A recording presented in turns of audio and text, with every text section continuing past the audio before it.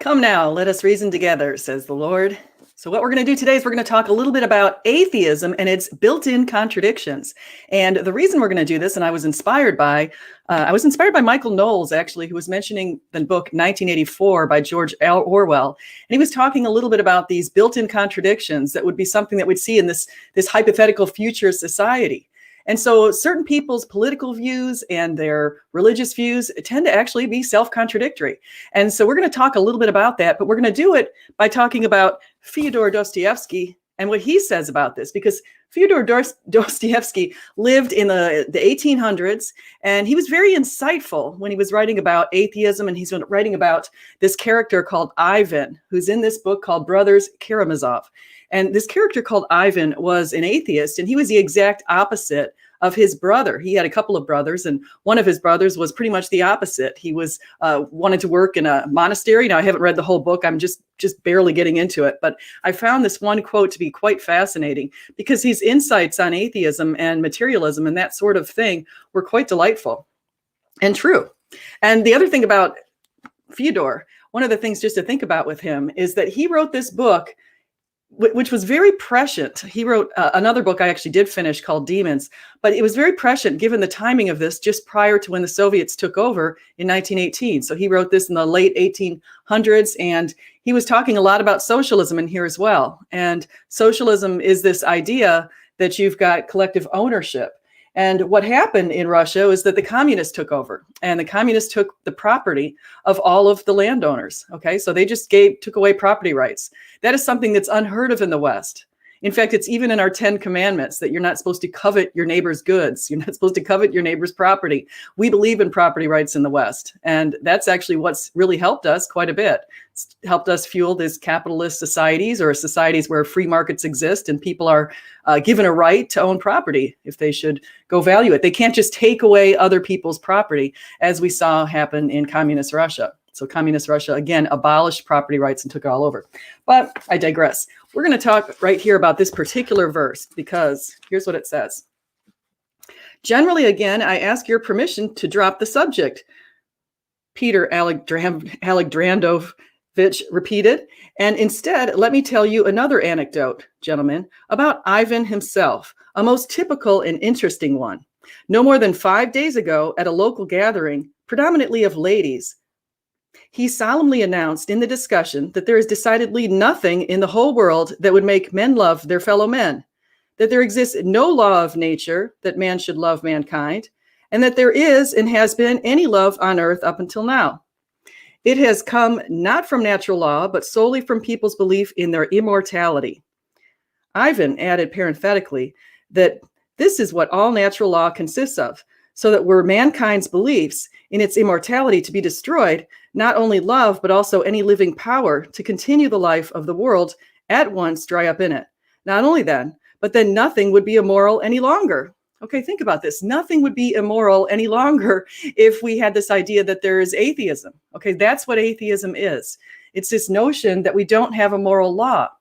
The reason they say that we don't have a moral law, not all atheists agree, but the ones who are consistent with their belief system understand that there can't be a moral law if there's no transcendent moral lawgiver. Okay, there has to be an enforcement of this moral law.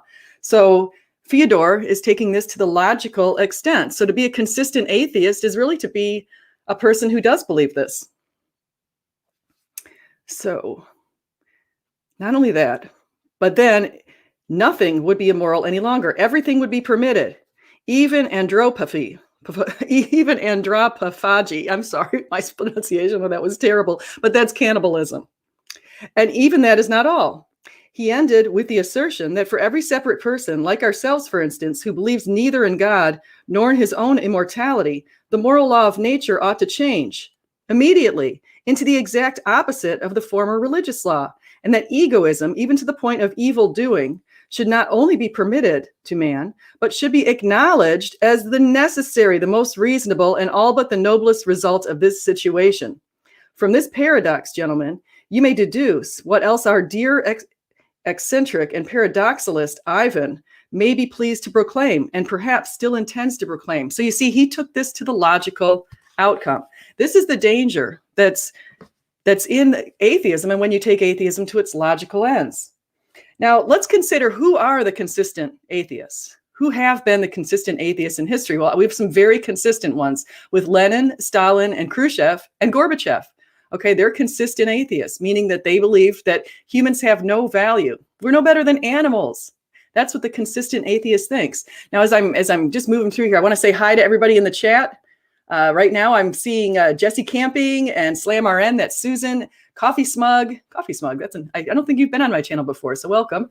Jesse Camping, as I said, Jim Benton. So it's very good to see all of you here. And so, yes, I was reading Dostoevsky.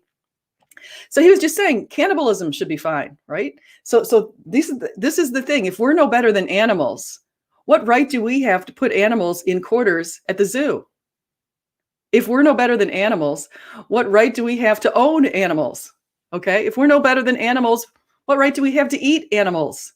If we're no better than animals, what right do we have to, why are people just legitimizing this idea that animals can eat other animals, so therefore humans can eat other humans? These are the logical contradictions that are inside the atheist philosophy, because if they think that they're no better than animals, they have to realize that all of the rights that have been extended to humans also need to be extended to animals. Okay, so that is the logical outcome. And it's not something that some people enjoy thinking about, but it's actually the truth. This also idea is the morality. So let's talk a little bit about objective morality. So some atheists, like I've encountered people like Schuyler Fiction, have this notion that we only have subjective morality, and morality is a social construct. However, if that were the case, then we would not see humans all across the planet, in all generations, in all situations, who have who are not just sadists or masochists or people who are psychopaths. Okay, so if they're in their right mind, people in their right mind understand that we should value truth. Okay, in our country, in the United States, we hold these truths to be self-evident, that all men are created equal. Okay, equal. We're all given equal rights. That is something that's pretty crazy when you think about what we came from, but that's very Christian. And we are entitled to life, liberty, and justice. Okay, we're entitled to all of that kind of thing. The idea of us having a human right to life also disqualifies the notion that you should be able to go ahead and kill the baby inside of you. Okay, that is trying to devalue the baby and say that the baby is not a person. However, a baby, is an unborn person. Okay, there's no magical conference of personhood as the baby passes through the mother's birth canal. That's just ridiculous. Okay, at conception, the baby is an unborn baby, and to try to kill that life is to do something that's morally inconsistent. Pro-choice people are morally inconsistent. They think that the mother's right to liberty is better than the baby's right to life. However, we know that we hold these truths to be self-evident, that we're all entitled to equal value. We're all given equal value in the eyes of God, okay? And we're all entitled to a right to life. And so anyone who engages in this pro-choice idea is very much flawed, okay? That's another morally inconsistent position. So they wouldn't say that it's okay to take the baby's life after the baby's been born. At least most of them wouldn't, except for, say, for a South Carolina governor and a couple of other wingnuts like Peter Singer.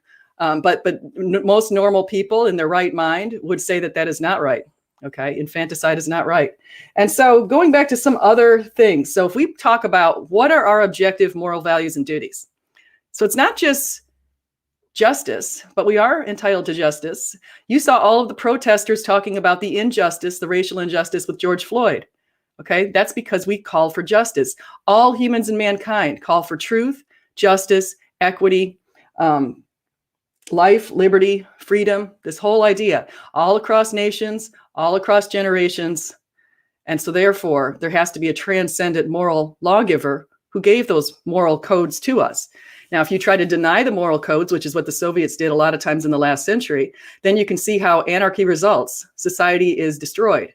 Okay, Mr. Gorbachev, take down this wall. Ronald Reagan read up on communism. He hated it. And Ronald Reagan was the one who stood there with Gorbachev at the Berlin Wall and made sure it was brought down. So let's take a look at, I'm going to look a little bit about this Naked Communist. Here's another really good book. In fact, I think this should be required reading for kids in high school. It is extremely insightful. This is written in the 1940s or 50s. I'm not sure exactly when, but it was written by an FBI agent who had a lot of insights into what was going on in the communist government and in the US government, because communists had infiltrated our government.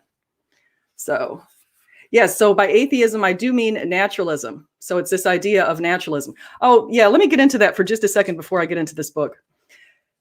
The atheist who will say that we do have objective morality, like they'll admit, oh yes, okay, we do have an objective moral value and duty to uphold life, or for freedom, or for justice, or for equity. We see a lot of talk about diversity, equity, and inclusion these days. Where do these values come from? Okay, so if you're going to tell people that they have to endorse those values, you have to say, where does the value come from? What grounds this value? Now, the atheists, who's like, say, Steve McRae, who decides that we're going to just ground it, we're going to say, okay, we'll admit we have moral facts. We'll admit we're moral realists. We'll admit there's objective moral values and duties, okay? Because they realize that. They realize they have to admit it. Otherwise, it's just a mere social construct that you can't enforce. There's no way to enforce it if it's a mere social construct. And so they admit we have it. What they try to do is they try to ground it in consequentialism. Meaning that, oh, well, we all desire this particular consequence. Therefore, there's a humanity who shares the desire for pleasure or shares the desire for happiness. And therefore, since we all desire happiness and we all share the desire for happiness, therefore, it follows that that is what's grounded our objective moral values. But that's, number one, very subjective itself. And number two, it's a circular argument. Okay, we should all do this, therefore that's the grounding. That's completely circular. It's ridiculous reasoning. But sadly, it's the reasoning that's given by people like Sam Harris and some others who believe that, yes, as an atheist, we can still have objective moral values and duties. But again, as pointed out quite well by Dostoevsky, that's a morally, logically flawed and inconsistent position. So now I'm going to get back to, is Vekel in here? Hey, Vekel. Hey, if anyone wants to come in here, you guys are welcome to. I could post the link if you guys want to come in and chat about this really important topic. So I'm going to go ahead and share that link, actually. Hold on one second, because I've had Vekel on my channel a bunch of times, and he's a good guy. And so, all right, so rather daring, post that link. Okay, so here we go. So here is what Cleon Skousan, who wrote The Naked Communist, here's what he said that I think is really interesting also to this same kind of idea. So the third major premise of communism, and of course this is also atheism because communism was born out of atheist Marxism. There is no such thing as innate right or wrong. As one of their leaders pointedly declared, to lie, is that wrong? Not for a good cause. To steal, is that wrong? Not for a good cause. To kill, is that wrong? Not for a good cause. We call that pragmatism. At the end justifies the means. That is the communist philosophy, that the end justifies the means. The materialists look upon ethics and morals as superficial and fraudulent. V.I. Lenin declared, the upbringing of communist youth must not consist of all sorts of sentimental speeches and precepts, end quote. And in the same volume, he states that morality is that which serves to destroy the old exploiting society. Communist morality is the morality which serves this struggle. Okay, and then Cleon adds, it is highly important to communist discipline to have every person obey blindly. To obey blindly is considered good and therefore morally right. But a system of morals which controls conduct in terms of right and wrong makes each individual a moral free agent. This communism cannot stand. Okay, here's another thing that's a major premise of communism. All religion must be overthrown because it inhibits the spirit of world revolution. That was the feeling of Marx, Engels, and their fellow travelers, that the deep spiritual convictions of the people hindered their acceptance of communist philosophy and communist rule. It kept them from capturing the revolutionary spirit. It kept them from lying and stealing and killing when leaders commanded it. As one of the writers declared, religion does not fit into the dialectical materialist system of thought. It is the enemy of it. One cannot be a thorough materialist, that is a dialectical materialist, and have any remnants of religious beliefs. Here's what Marx said. Marx said, religion is the opium of the people, and as we have pointed out previously, it became a prime objective of the Communist Manifesto to overthrow all religions. You know what they did in communism, in USSR, is they actually gathered up all of the priests, the pastors. They would just shoot them right off the bat, just shoot them. Sometimes they would randomly shoot them while they were in the prisons. I read a lot about this because I actually also just finished Solzhenitsyn's book, The Gulag Archipelago. If you want to see something that's horrifying, read The Gulag Archipelago. You will never, ever endorse anything even remotely close to communism. And even look what's going on right now in China. The China have rounded up 1.8 million Uyghurs. Uyghurs are people who believe in the Muslim faith. Rounded them up, thrown them in a concentration camp. And right now they're beating them, they're raping them, they're sterilizing them, and they're torturing them. And so what does President Biden say about this? You'd think the man who's a Catholic, he says he's a devout Catholic, who of course he endorses abortion, so it's not consistent there. But he says he's a devout Catholic. Well, how does he deal with that? He says it's just their culture. Okay, give me a break. They are communists. There's nothing good about that government. Okay, nothing good. They censor quite frequently. If you speak out against the government in China, you'll be thrown in the clink, tortured, probably killed. Okay, you can't speak out against the government. Same thing in communist Russia. All right, the very same thing. So let's look at another premise of communism that relates to atheism. Everything in existence came about as a result of ceaseless motion among the forces of nature. Everything is a product of accumulated accident. There is no design. There is no law. There is no God. There is no force. The force of nature. Force is right. Force is good. And force is natural. Okay, so they are just, it's like they're making it up as they go. You can't look out the window and think there's no design. Any scientist worth his salt who does any sort of cosmology knows that the universe has design. We have these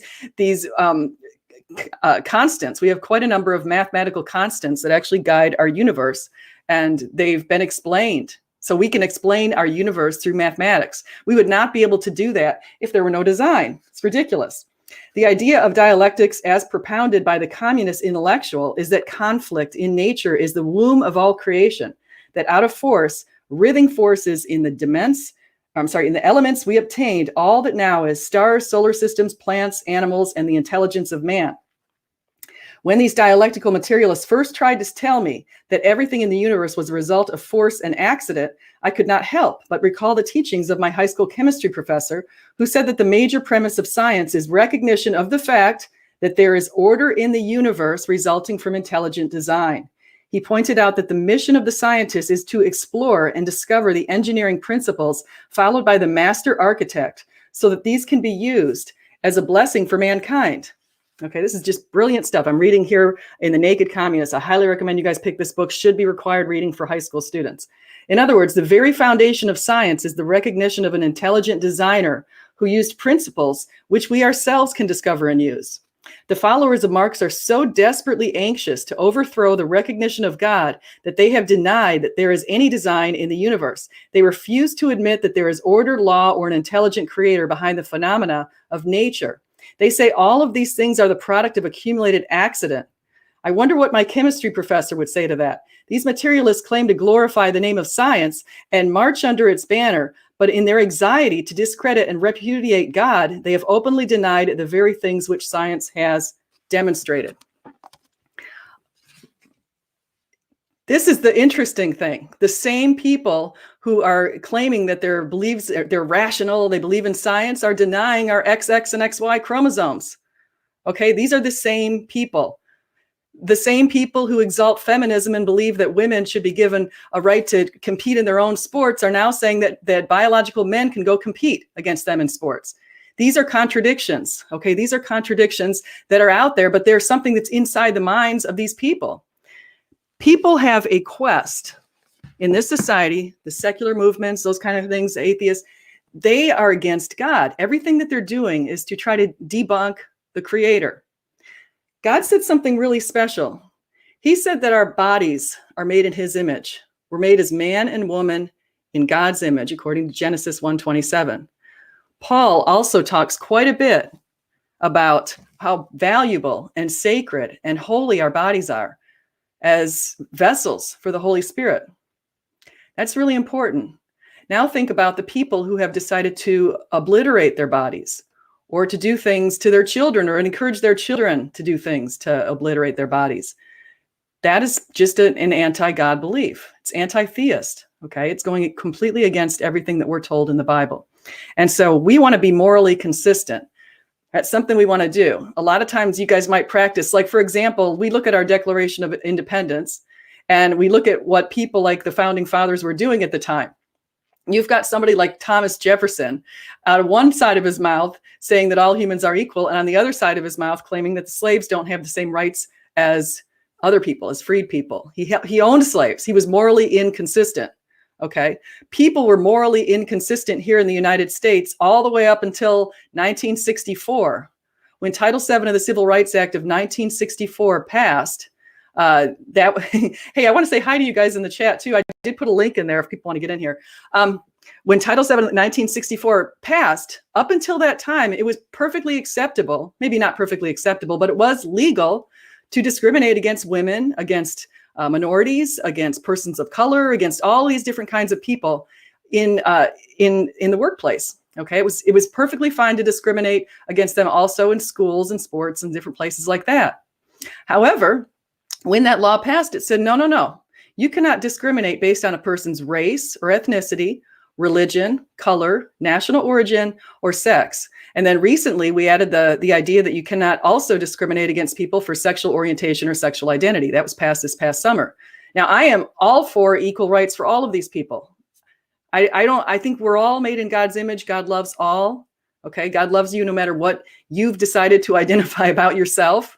Okay. He loves you. He loves you anyway. He loves you no matter what. Okay. You're loved. And the most important thing that you can do, no matter which position you're in and what sort of body you're in, whatever you're doing, whatever you do, the very first thing that Jesus called on us to do is to love the Lord above all else and to love our neighbors as ourselves. That's what's really important. So again, one of the questions that I want to say hi also to Nathan in the chat. He says he wishes he had a hot cup of coffee. We see Jansen. Steph is going ballistic. Yeah, I am. I'm getting pretty fired up about this stuff. You know, I have to say I've been getting influenced lately. Oh, here's Nathan. I've been getting influenced lately by people like Benson or Michael Knowles. I mean, these guys are driving some of my ideas. So Nathan, welcome. You haven't been here in quite a while, huh? Hey, SJ. Yeah, I'm like a different person. I've got like shaggy hair and I need a shave. And yeah, it's weird me not being the host this time as well. Like I almost clicked to change the view when I came in, and then I was like, oh yeah, I'm on someone else's channel. How are you doing? I'm doing well. I just saw, in fact, I've been meaning to watch one of your channels. I saw this one where you had like this gigantic smile on your face and you had a 3-hour stream. So what happened in that stream?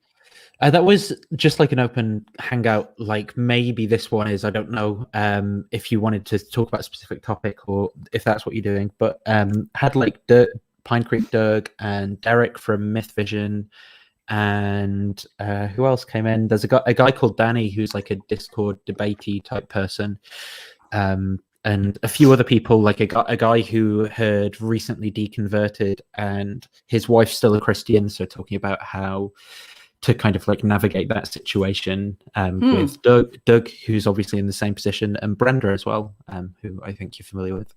Yeah, and I think Danny's probably the same Danny I've had on my stream a couple of times too, right. And Brenda's been on my stream.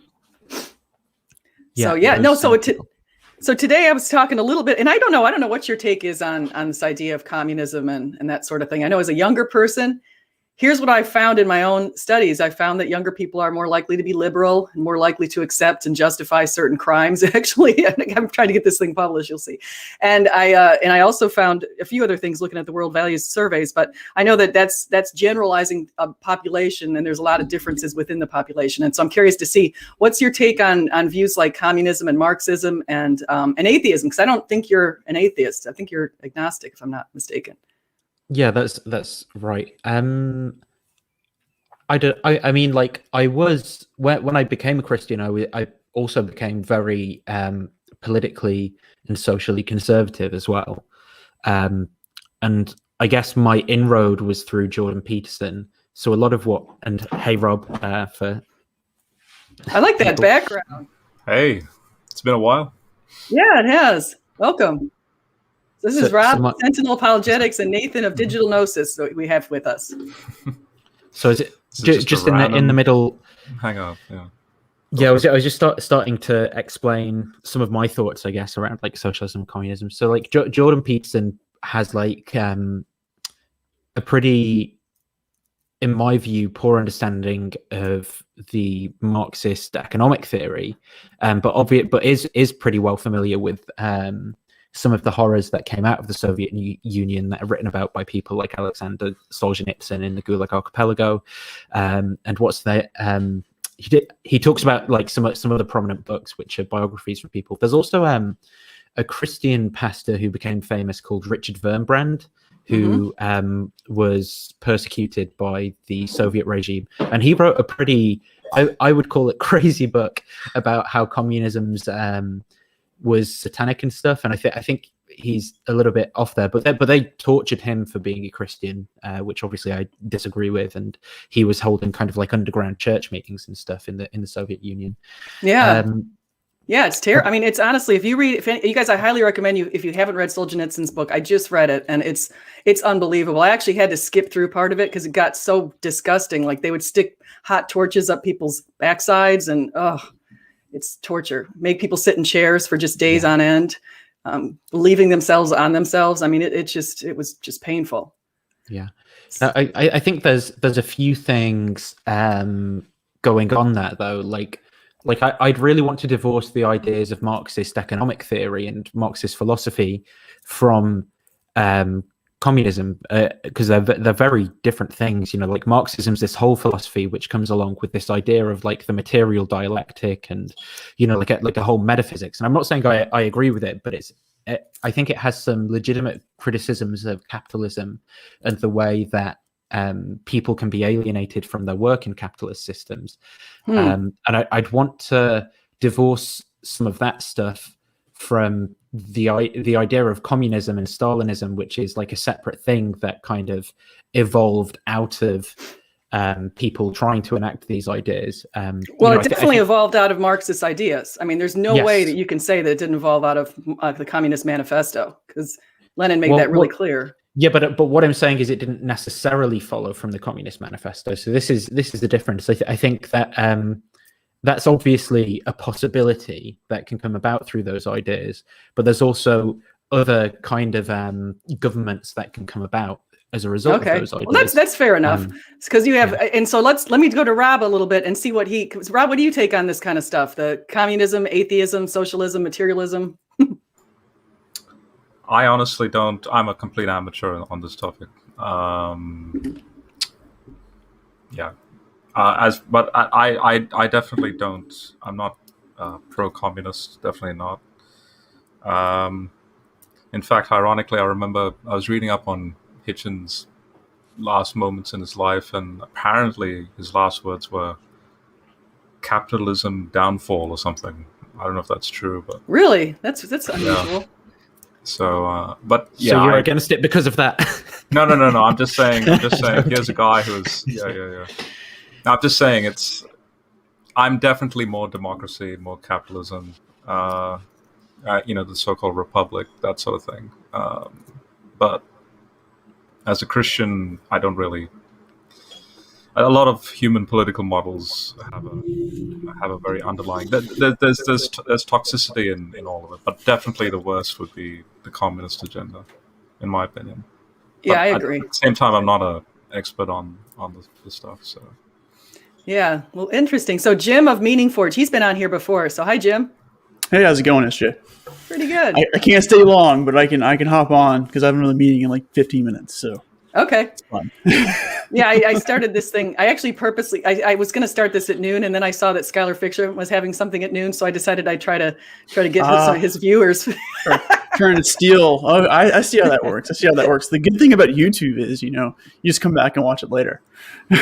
Yeah, exactly. So, well, okay, welcome everyone. So we could talk about different topics too. It's whatever you guys, what do you feel like talking about today? I got on here because I definitely wanted to make a comment on what I'm currently reading with Dostoevsky and this book. Have you guys read this book? Which one is it? Brothers Karamazov. Okay. Yeah. That's a good one. I've read one chapter from it. Yeah, I haven't read. I mean, you can see right here where my bookmark is. I'm just getting into it. So it's. Yeah. But I just finished his book on demons. This is how I'm using my sabbatical, reading books on demons by Dostoevsky. Crime and Punishment's pretty good too. It has a lot of the same things with that. Did you read the abridged version or all 3 volumes version of the Gulag Archipelago over right across my shoulder? I wish I knew there was an abridged version, because I read a ton of it, but I cut out some of the middle chapters because it just got to be just.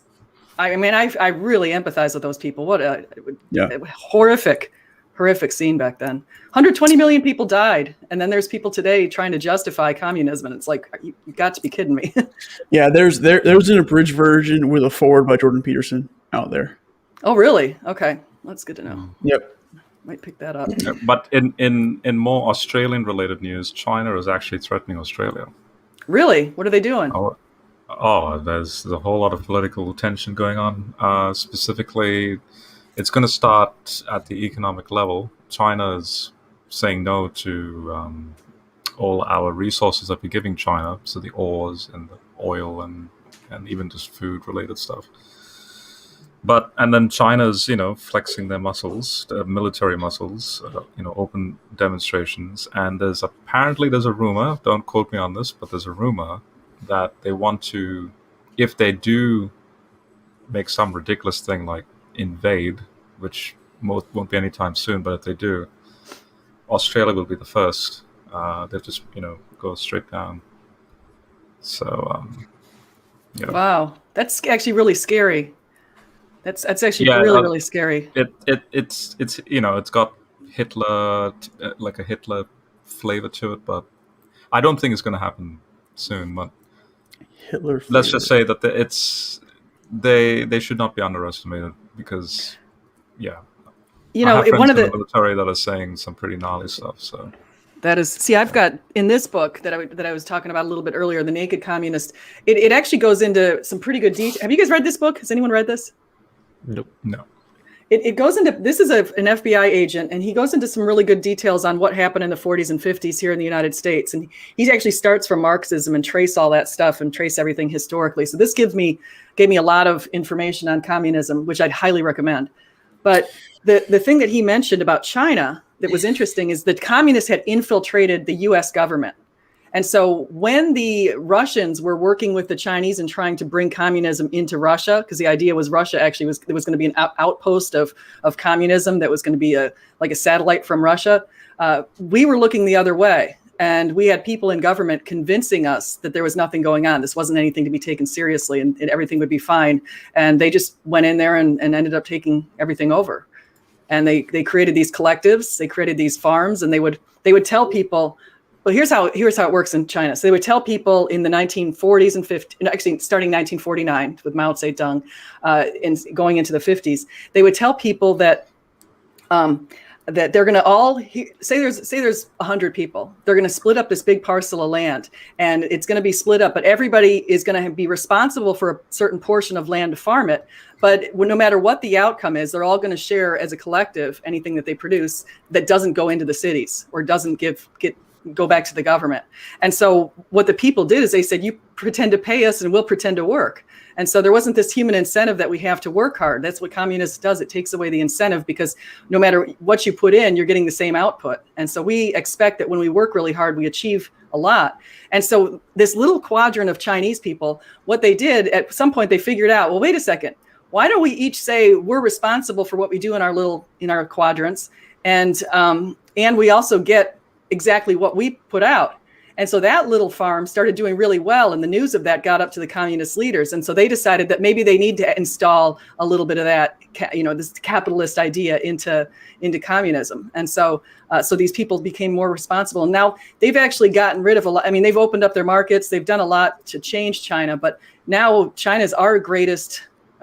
We owe China, like, accounts receivable. I mean, there's a lot there. I think one thing that I would like to kind of address, and I'm not going to say that I don't see a trend, right? Because if I talk to someone who is aligning themselves as an atheist, I see a trend of either being socialist or there's something going on there.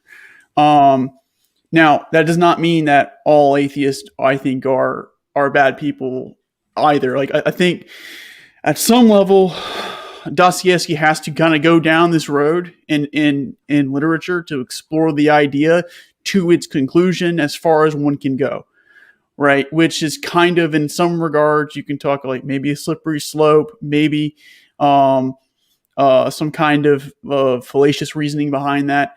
But if I were to treat people as genuinely as possible, I would say that not all atheists can be completely devoid of morality or any form of that in that regard. I agree. I'm not denying that they are that there's a huge skew of them that are going towards socialism, and I think that's because the church used to have the moral fervor, like it used to have the church used to be like in this way, like where morality lived. And then it changed in the 60s.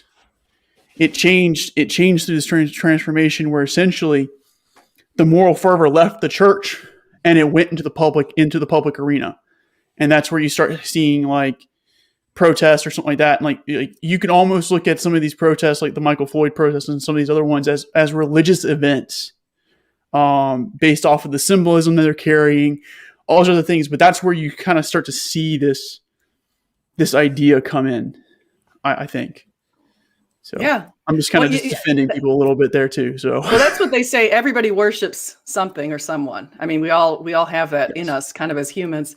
But I agree with you on the protests, and I agree with you on the atheists. I actually don't want any atheists to think that I think that they can't be moral. I think they absolutely can be moral. They've got a conscience, just like everybody has a conscience. It's just that they don't have a moral code because they believe there isn't a moral lawgiver. And so that's what I'm saying. I mean, they don't believe some don't believe there's objective morality, even though they might say they want to tell the truth and be fair and just and all those kind of things. Well, one of the things that I can't stand with the conversation of morality is this notion of what it means to be objective. And the reason why I can't is because you either look at it from an aiming perspective, like I'm going to this objective, like I'm going somewhere, or you're looking at it from an empirical perspective. And we all know the is-ought claim, like that we haven't found a way to actually cross that yet. I think you might be a little confused there, Jim, because even though the first sense in which you use the word objective has a different meaning to the second sense, so even though the noise is the same in English, it's actually a completely different word. Objective is in having an objective aiming towards a goal. That's a completely different meaning to objective as in mind independent, when people like or stance independent. Okay, Yeah, but we can still use the word. Now we're going to start arguing like words, right? Like, I mean, well, I would sit there and say if I say like, oh, I'm going to go to the bank, right? And I go to like a riverbank, and like you're not at the bank, and you're like at the money changers. Well, then we're just talking about a completely different thing, you know. Like there's words that have the same noise but completely different meanings, and that's one of them. I mean, that's all of them. I mean, I can sit here and say the word attack, and that can mean two different things. It can mean I criticize your argument, or I'm actually physically attacking you. So let me just get to, I want to say one thing really quickly, just to build off of what both of you are saying. The way that the academics define objective morality is they talk about stance independent. They don't say mind independent. They say stance independent. And we believe, like at least Rob and I and Jim believe, that there's an objective moral standard, and that's God. And we try to aim towards to getting close to that standard. And so he's the standard of goodness and righteousness. And I've got Michael, the Canadian atheist, here right now. So thank you for coming on in, Michael. Hey, SJ. Nice to talk to you again, everybody. I think this might be the first time I'm interacting with all of you, with the exception of SJ. The topic intrigued me. I'm just curious about what somebody from the late 1800s, like, who cares what they think about atheism? Is atheism descriptive or prescriptive? Oh wait, who just said that? I didn't. Somebody just. Sorry. I muttered. I thought it was muted because there was a second thing Jim said that I forgot. Sorry, Michael, to interrupt. And he said the is-ought gap hasn't been bridged yet, but it isn't something to be bridged. Like, it's just there just is a fact value gap. Like, no one's trying to bridge it. But that's a separate conversation we can carry on with that. Or I'd like to actually. I'd pick up on what Canadian atheist Michael's saying Well, here. just call because, me Michael SJ. It's fine. okay, so what Michael's saying is because if one of the reasons why people say that we should never forget what happened during the Nazi war is because history repeats itself sometimes. And so this idea that we shouldn't pay any attention to what happened in history just because we don't like the ideas back then or we want to forget that stuff is not a very good idea. Yeah, that's positively not what I said, though, SJ. I asked what somebody, I said, who cares what somebody from the late 1800s thinks about atheism? And then I asked if atheism was descriptive or prescriptive. Like, what does everybody think? Is atheism descriptive or prescriptive? What do you guys think? I'll let somebody else answer that.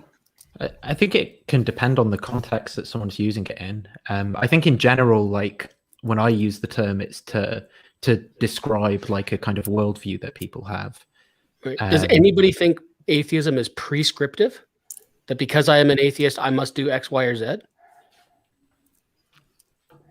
No, I don't think that. I don't think because you're an atheist, you must do. But I do believe that atheism comes with certain value propositions. Like what? So, I'd say because you're an atheist, you must not believe God exists, for example. Like right. Okay. like so that, I should clarify.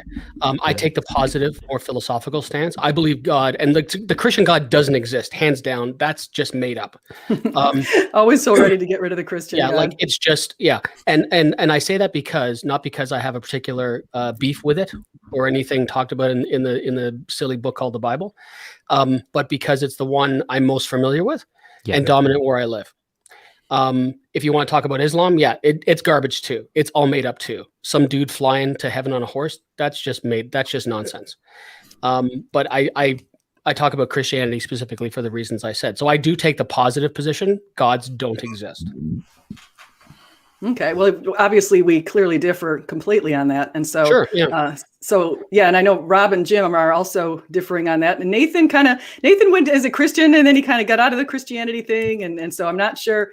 I think Rob's smiling now because he thinks that we might be able to get our little meat hooks into Nathan. No, I don't think Christianity's. I'm probably in a similar camp to. I call myself agnostic because, I'm open to. I don't know either way, and I don't really have. But I'd say I lean towards naturalism really, and like Michael towards the Christian God. Like that's the one I'm most familiar with, and I don't think the arguments for that one succeed. But I mean, maybe you guys could convince me. I don't know. Yeah, Nathan, am I a silly theist? Yes. No. Are you a what? No, I don't. I mean, no, I'm only silly around Nathan. That's what he's meaning. I mean, so Michael, I got a question from Converse for you. Oh, sure, yeah. So how do you justify? I can see it there. Sorry. Yeah. Okay, so I basically have kind of 3 points as to why, and so what I'm doing is I cannot accepting fallibilism, the concept within philosophy that you can have knowledge without absolute certainty. That's how I can say the Christian God doesn't exist. One, the Bible. It states things that are positively just not only impossible, but just absurd, like the sun standing still in the sky. Things like that. Like that never happened. Okay. All right. Right. Let's go one at a time. I have 3 points. Oh, wait, let's go one at a time. So Rob, you want to respond to? Yeah. Do you want me to finish my other 2 points? No, let's just go with that one first. Sure. The It never happened. Still in Joshua 10. Yeah, it didn't happen, and Joshua 10's not saying it happened. It said the sun stood, or pardon me, I didn't say Joshua 10. I said the sun standing still in the sky so that a battle could be won. Yeah, that's in Joshua 10. Right. It doesn't say the sun stood still? No. Which version are you referring to? The actual text. The actual text. Yeah.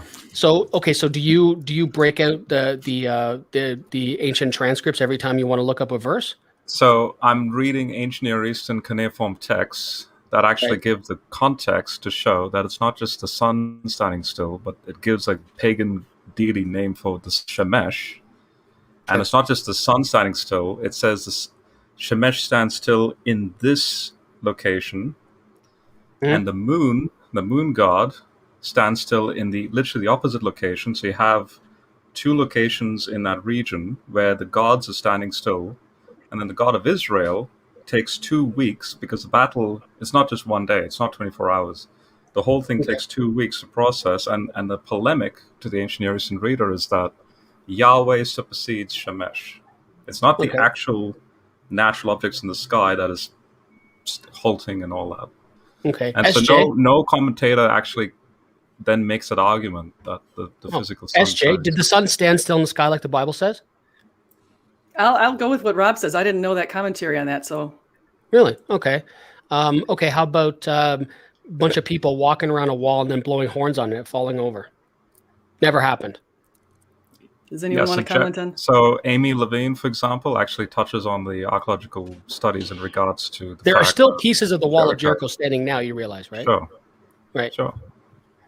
So that's actually confirmed. You have Brian Wood, for example, in regards to the archaeological excavations done, where initially they were wondering where's Aya or AI, that location, in context of Jericho, and we're talking as like the last decade. Discussions been going back and forth, and they can narrow down to a specific location. So, who can narrow it down? So the scholar who did the investigations is by a person named Brian Wood. So the scholar did investigations that a bunch of people walked around a wall, yelled at it, blew horns on it, and it fell over. How'd that happen? So it's not just the wall falling over and blowing the horn. It's actually the actual investigation done in that city with respect to, say, the grain that's burnt at a certain level. There's still grain in the pots. In other words, a very peculiar siege took place, and that you don't see the siege-like elements in any other region except that specific spot. Like, who cares that a siege happened? I'm not debating a siege happened. I'm saying it's not possible for people to blow horns at a wall and have it fall over. Yeah, I think so. I mean, there's a few things to say, right? I think the way that you're articulating your point here, Micheal, is gonna play into like their system one biases from the Christian worldview, right? So they're gonna think this guy's being like aggressive. That's obviously atheism.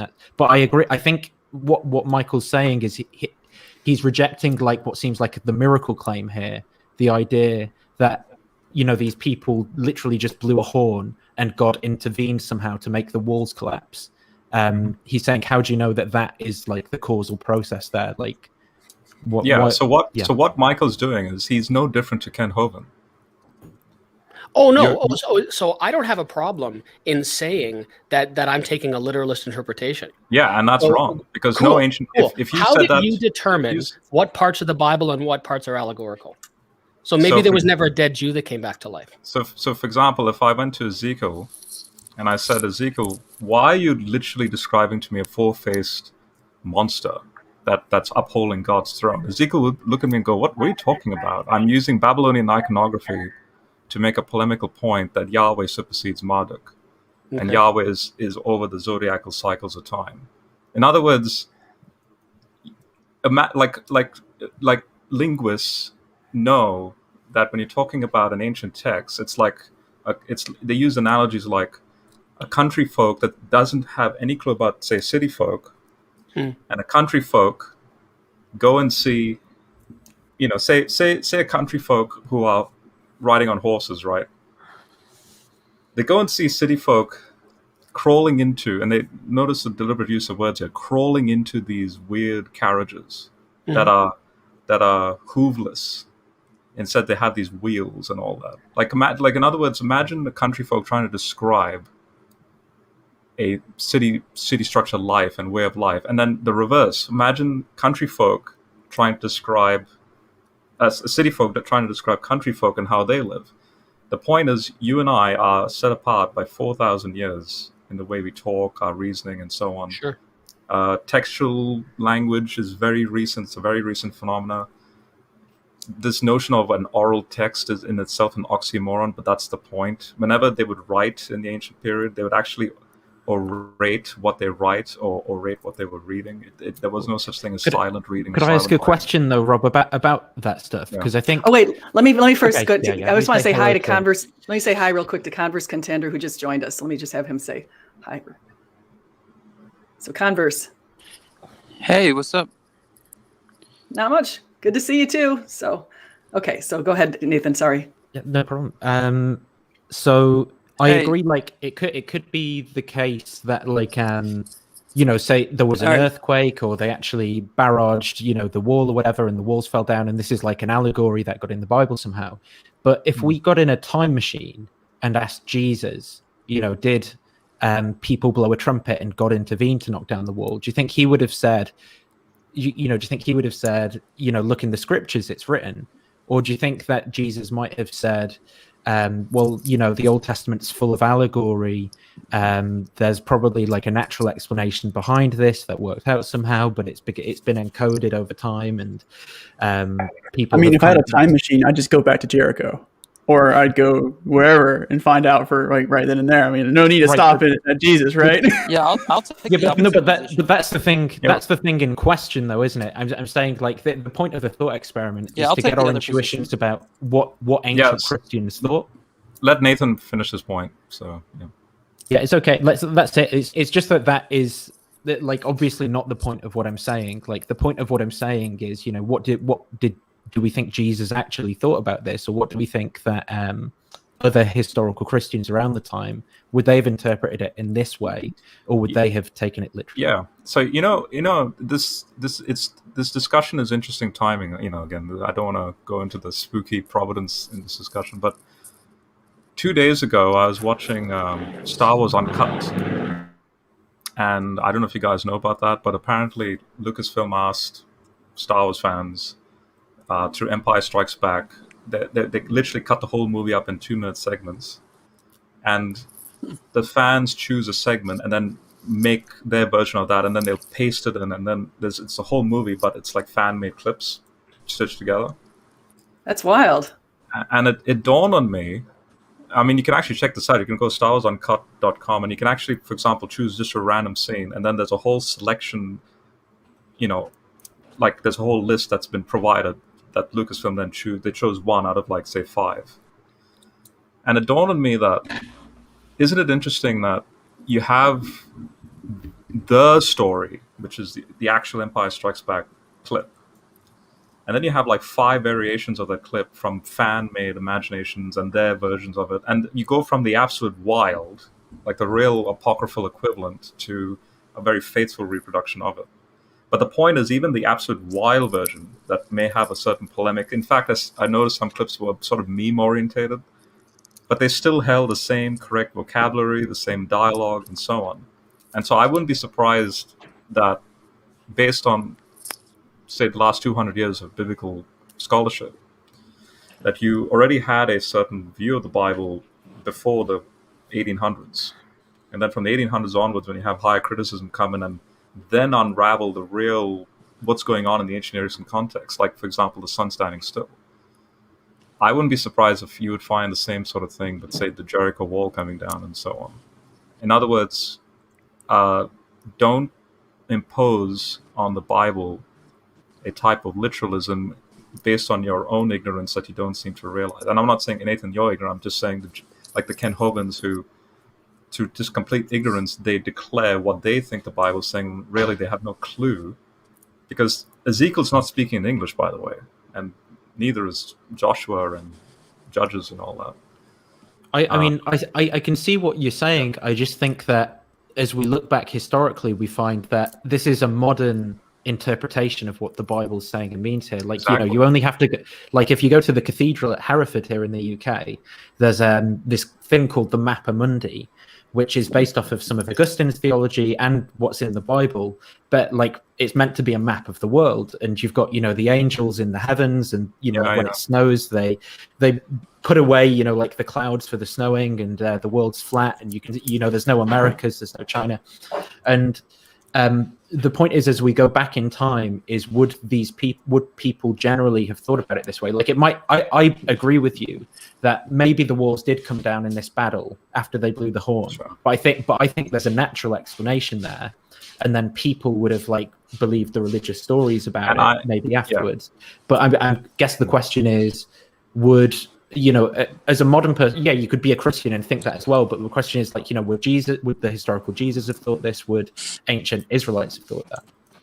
Yeah. So the more, and as you know, Nathan, the more I look into this, the more I'm very comfortable with the natural reading. In fact, I find supernatural readings to be more anti-God than natural. In other words, I see God more profound through a natural reading because I value science and the natural order of things more. Because if God's the author of the natural realm, why should he go out of his way to contradict what he's created?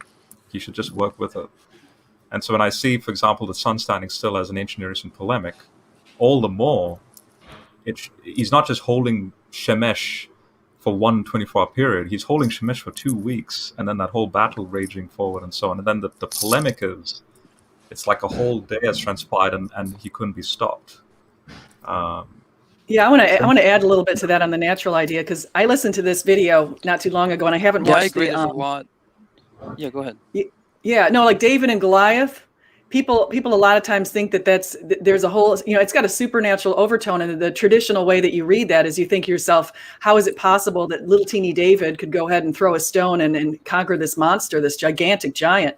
And what I did is I listened to Malcolm Gladwell, and he wrote a book on this. And so I listened to a little conversation that he had, and he said that he thinks that the giant might have actually had that same disease that some very tall, like super tall people have, where their eyesight's pretty bad. And so that's one reason why David was able to he kept trying to draw David closer to him. And as David got closer, and then he just used his slingshot. And so. Yeah, you see this in the text that he says, I see your sticks, plural, so blurred vision. And in fact, there's a tumor over here, and so he actually, and some translations will have that the stone actually hit his knee or his ankle, maybe he tripped him up, but the more faithful reading is it's possible that he hit him in the face, where because of giantism, he's actually hunched over, there's a tumor. Yeah, but we also... well, by the way, SJ, I actually wrote about this in the Revelation. Say, am I audible? So, because I'm getting spotty. Oh, I got to finish that. I can hear you, Converse. You can go ahead. Go ahead. I think you've got a lag, like, so you're 5 seconds behind or something. So when you someone's like, yeah, go ahead, Converse. Okay, gotcha. Yeah, I'm on my cell phone, so it's kind of spotty. But I was just gonna say that, like, I pretty much agree with a lot of what's said. But I would just say that even if one took the supernatural approach, right, it doesn't say that, I don't think miracles are possible is not to negate Christianity, right? Like, even if it were just completely everything were the supernatural, it still wouldn't negate Christianity. And Micheal took a fallibilist approach, which basically means that even if he's wrong, he counts it as knowledge because he thinks he could be wrong about it, and he still knows it. We talked about that in my last live stream. Yeah, no, that's not what I mean. Pardon, that's not what I mean at all. So it's not just. So yes, I can have knowledge without having absolute certainty, right? But that doesn't mean I could be like. There are things I cannot be wrong about, right? I cannot be wrong about my existence, even if you want to pull the whole matrix crap. Even within that system, I still exist within that system. I can't be wrong about that. Okay. But Micheal, I'm sure you have a splinter in your mind driving you I wouldn't mad. say that. I would just. I'm just kidding, by the way. That's a more. No, it's totally fine. But yeah, it's. I would just. I find it interesting. One of the things that I find interesting, people start talking about, it could be language this or allegory that. Well, then it's just, what about, like, did Jesus come back to life or not? Right. Yes. So, but that totally wasn't out. That totally wasn't a metaphor. Everything else can be metaphorical, but that totally had to happen, and it had to happen the way the Bible prescribes. No, otherwise, you got nothing. So everything else can. I see. That's I would take the supernatural approach on that. The sun didn't really stand still, but a dead Jew totally came back to life. Yeah. Because I'm not saying it. I'm not saying it's metaphor either, or some symbolism or something. You don't forget, the Bible is not some single author document. You have an evolution of language. You have an evolution of culture in each book. It's not like some static, like everything happened in the Bible happened in 1 year, in one period of time, in one location. So the genre of Joshua is completely different to the genre of first century documents like, say, Paul's writings. Sure, I got no problem with any of that. Is the Bible the inspired word of the perfect God? Yes. Yes or no? Yes. So then I don't understand why it's such a big deal. So maybe he could have done a better job. Let me actually first say, add to that, by the way, from a Christian perspective, because Rob, I don't even know, like you say, you're an apologist, like, of what? Because When did I say I was an apologist? No, he's talking to Rob, but pardon me. And they're gonna, all good. you know, can I'm just like, and I don't say that to be insulting. I just mean like I don't even know what you're defending at this point. You're basically telling me the story is wrong. That's what I've heard from you this entire time, is that the story is not actually accurate. I mean, like, so how do you know that Jesus rising from the dead is an allegory? How do you know that, Revelation isn't nothing but allegory? How do you know? I mean, like, literally, what do you even believe in? You know what I mean? Because, like, all I'm hearing from your lips as a Christian is the Bible's false, don't believe it. No, I'm not saying that at all. That's exactly what you're saying. You are literally changing the language and saying it's like, no, this is just some old text from the ancient Mideast that has to be understood in this historical context. Like we're talking about the Epic of Gilgamesh, dude. Yeah. So for example, in Ezekiel 26, well, I think maybe 28, but somewhere around there, or maybe 29 or 31. Anyway, in the late 20s, early 30s, in those chapters, he mentions Pharaoh Hophra as Tanin, as Leviathan. Why does he do that? Well, hang on. If you're saying that the Bible includes some allegory, I'm not saying that that's not the case, but that's not what you're arguing. What you're arguing is that basically you're saying that this entire portion of Joshua is just a whole bunch of big allegories, right? And that's not true. I mean, the text very clearly tells you when it is being allegorical. Like, look at the book of Revelation, for example. It goes into such detail to explain it to you. You're after, right? It says, oh, this is the whore that sits upon many waters. I'm just thinking of Revelation 17 as an example. Sits upon many waters, and this is the dragon with all the heads, right? It's all this super symbolic language. And then it explains in painstaking detail, the whore is a city which sits upon 7 hills. The many waters are many peoples, right? Like, the Bible doesn't, like, hide its allegories from you. You know what I mean? Let me just say something really quick. So hi CJ. First, I want to say that I'm going to read this verse this seems to be the contested verse. And so it says, "Sun, stand still over Gideon." Sun, stand still over Gibeon, and you, moon, over the valley of Aijalon. So the sun stood still, and the moon stopped till the nation avenged itself on its enemies. And it's kind of put in here as like a poem almost, the way it's phrased. You see, like the rest of it is all fit together, but this is put kind of in a poetry way. Yeah, so you brought up Revelation 17, and I'm going to backtrack it now to the Joshua thing. So you brought up Revelation 17 about the woman on 7 hills, right? Now, where is John deriving that from, that imagery? So there's a couple things that I would say. I know that obviously there is a clear relation to Matthew 24 or the Olivet Discourse, and there's also clear relation, in my opinion, with Daniel. But I do believe John was a prophet, so I think he legitimately saw what he saw and then knew the interpretation by divine inspiration. Wait, are you a Christian? Absolutely. Okay, so John's that's not my whole deriving. beef with you. Like, I don't understand what you're even defending. No.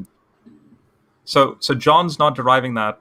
Like, Revelation is Old Testament derived, but specifically in chapter 17, have you ever heard of a phrase called ekphrasis? Ekphrasis? I don't think I've heard that particular phrase, no. Okay, so in linguistic scholarship of the 1st century period, when you're talking about coin imagery as the basis for what we do in everyday now is what we call memes. So when you have a certain photo, a certain description, then there's a manipulation of that to then make a certain point in our political culture. You have Roma on a coin sitting on 7 hills with the sword in hand and so on. And an ekphrasis in linguistics, and I've just brought up the definition, a form of writing where an author describes another work of art that is usually visual. It is used to convey the deeper symbolism of the corporeal art form by means of a separate medium. To use a modern example, imagine a photograph of an empty landscape. This can convey desolation, abandonment, and loss. Similarly, one can convey the same sentiments and concepts by using phrases such as an empty doorway or a childless nursery. So, if you already have a coin of a woman sitting on 7 hills, guess what? That's Rome. On a Roman coin. John is then taking that image and just completely decimating that image into the whore that she is. Nothing to do with Old Testament imagery and so on. It's a very local, because John's writing to the 7 churches, don't forget. That's the whole point of the whole book. So notice. All right, hold on. So, Scholarship go ahead. in this will unravel precisely what John's getting at in that chapter. Same thing with Joshua's long day and the sun standing still, because notice that the regions are given in Ajalon. The Shemesh stand in Ajalon. Guess what? Shemesh, the sun god, is in Ajalon in the ancient Near East. It's not the actual, natural object in the sky that's standing still. I feel like Dr. Josh Bowen should be in here to have this discussion with Rob. By the way, he knows about this. He agrees with me on this. Oh, it's interesting. So it's interesting because earlier you said, I was taking a Hovind-like approach. So CJ, this is the first time you and I are interacting. Nice to talk to you. Sure. Did the sun stand still in the sky? Absolutely. Oh, okay. Why don't you convince Rob of that? Well, I mean, frankly, where I'm at with and it SJ is didn't think, and SJ agreed with Rob. Says that, and we either believe what you guys the should do Bible is or we get don't. together, figure out what the real story is, and then come to the atheist. Well, Michael, the whole story. Well, hang on. Can I just be blunt? You know what the real story is, Michael. That's why you and I agree, because we're just looking at the text and saying what it says. CJ, it never happened. Well, I understand that, and we can have that sort of an argument. But I'd love to one day, I'd love to one day, or maybe SJ could host something, or we could do it somewhere else. Or I'll host a debate between you guys. Michael, I don't want to blow a trumpet here or be pompous, but when I asked this gentleman here a specific linguistic, and by the way, even when I was asked earlier about, can we just be frank though? You just took 10 minutes to say what I already knew, which is this is talking about Rome, and now you're going to lord the fact that I didn't know the term over it. Right? No. Everybody knows this is Rome. I'm talking about one of the prophecies people use to declare that Rome is actually the seat of the future Antichrist. And sure, the fancy linguistic terms and all that, but I already knew why. Saying, okay, I can say it in 5 seconds. Hey, this is Rome. It's like saying the Big Apple. The Big Apple's New York City. That's what the first century audience would have heard. City on 7 hills. Oh, that's Rome. I'm going to ask Michael a question. Michael, sure, yeah. Am I some automatic lucky super genius being downloaded information from I'm a brain in a vat and the mad scientist feeding me information? Or did I actually look at scholarship where I'm standing on the shoulder of giants who's done the homework and I'm doing the homework to be faithful to someone like you? Because as you can tell, I'm not BSing this whole thing. I'm actually being honest with the data points. And because if you, again, I don't want to blow a trumpet. Yep. No, I'll try to answer it for you, and I'll be as honest as I possibly can. So the whole brain in the vat thing that I used before, I don't actually believe that. I think it's garbage too. Oh, I'm just tongue in cheek. But it's lots of apologists like to, well, how do you know you're not a brain in a vat? All that crap, right? So fine, whatever. Do I think you're, all that stuff? No, I'm sure you've done all the work, and on all those other things. I just think you're wrong. And that's not about the interpretations of the languages and stuff and all those other things, right? But I find this is one of the things that I find fascinating is you got a few Christians in the room, and they can't agree on something that the Bible says, and it's do I take a literalist interpretation? Yeah, I read the Bible, right? I would argue 95% of Christians do. They read the book, right? And maybe they have a question, they go talk to their pastor, their priest, or something like that. But they read the book, and there are other people, someone that SJ's familiar with. One of the sign-offs on his channel is read your Bible and do what it says.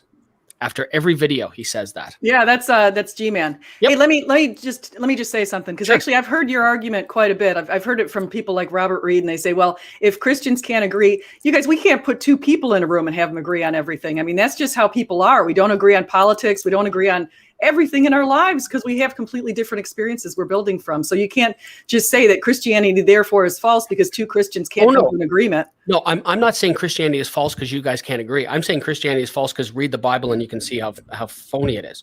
But what I'm saying is that you guys are reading the same book, look at those right? And looking at things and coming up with all these different answers. And that's what we do in political systems all the time. Everybody does that. But Michael, CJ could find a dozen people. He probably knows a dozen people off the top of his head, just like Rob, a dozen people off the top of your head that would agree with you. And CJ could probably rhyme off a whole bunch of people and say, oh, the Bible, Judges 10 says this. Well, of course that's what happened. The Bible says it happened, right? Yeah, but Michael, the difference between the Cynicogue and myself is the fact that I wouldn't want to have, say, heart surgery from my plumber. Sure.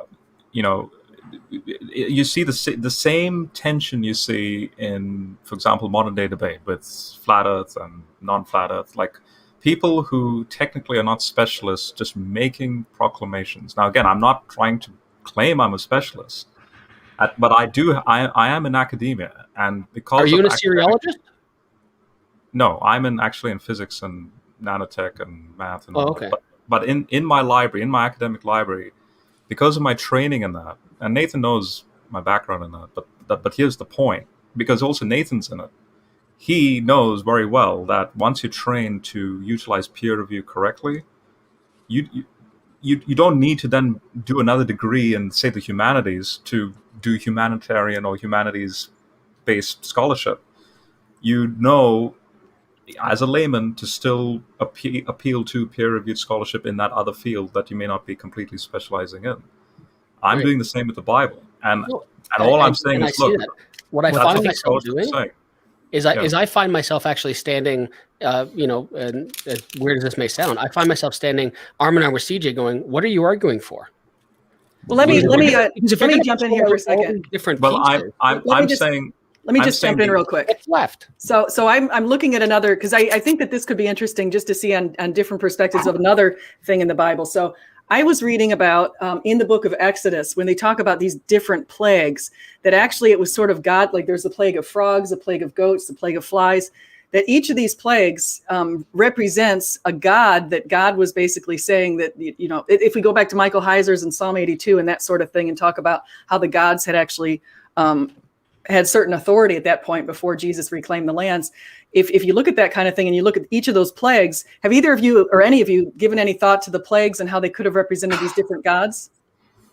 Well, so I think that that is probably true, because I've actually heard quite a bit of evidence suggesting that, but I don't think that contradicts at all what Moses did. Like, Moses can still be working literal plagues by the hands of God, and also those literal plagues be used to one up, if you will, these false Egyptian gods. Like, there's no contradiction there, in my opinion. It could be both and.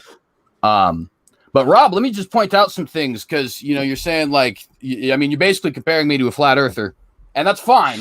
However, you and I both know that literally 95% of all scholarship that has ever been associated with all of Christendom, all the way back to the very beginning, is going to agree with me on this issue.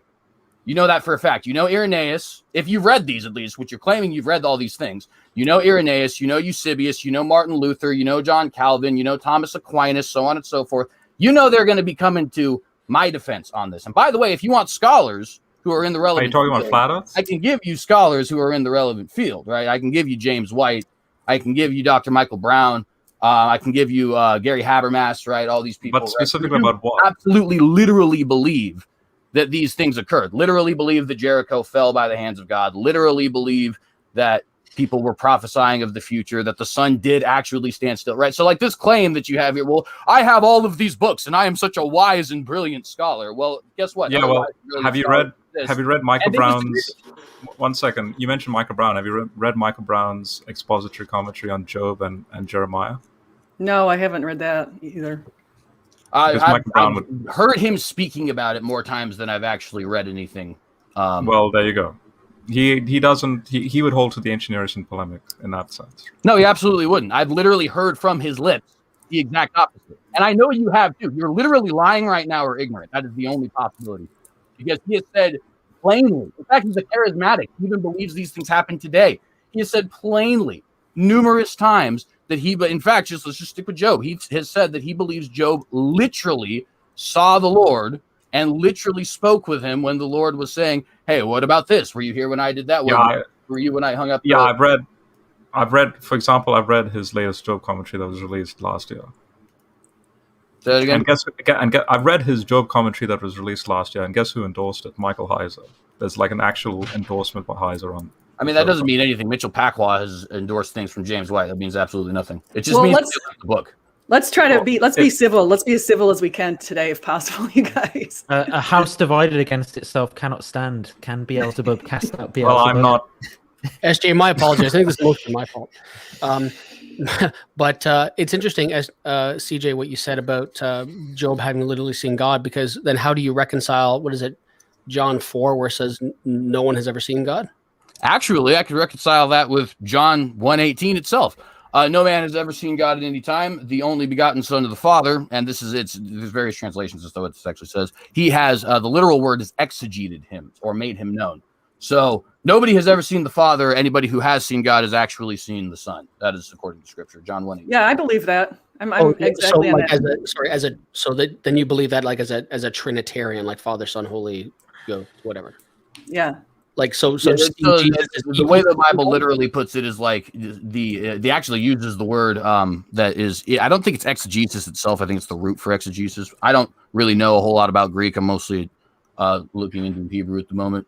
But nonetheless, the point is that the word it actually uses is the same root word, as exegete, and it's saying so the Son is the one who makes God known. So when, for example, in the Oaks of Mamre, when Abraham would be speaking to Jehovah, that Jehovah would be the Son, right, or the Word, as he would actually, I guess, be at that point. Pine Creek's defending me, by the way. Just for clarification, CJ, you believe that because people saw Jesus, that's equivalent to seeing God? Yes, because Jesus is. Okay, all right. Okay, cool. Yeah, I'm exactly on the same thing. I think there's a number of appearances in the Old Testament where the angel of the Lord appears and speaks of himself as the Lord. So, CJ, I've got a question for you. So, like, the more and more of these like harmonizations that you have to do, does that reduce your confidence that Christianity is true? Like, if you had to do like another 100 of those harmonizations, would you start to think, well, maybe this is less likely to be true than if there were no harmonizations at all? I am laughing because that is a total Pine Creek maneuver, and you're like Pine Cone. Oh gosh. Well, so I would say there's a couple things actually, because it's kind of, I would have a multifaceted answer, right? The first thing is I think usually the harmonization comes from the Scripture itself, and that gives me incredible confidence in the Scripture itself. So, like, for example, with the question that we were just asked, right? How is it that somebody has seen God and yet nobody has seen God, right? Well, I don't even have to know virtually anything other than the Scripture in order to actually, explain how that could be. Now, of course, I'm not saying that I'm just some moron who only knows the Scriptures, but the point being that that's within, the Bible itself. It's John 1:18. It's the plain language. Anybody can understand it in whatever language they happen to speak, right?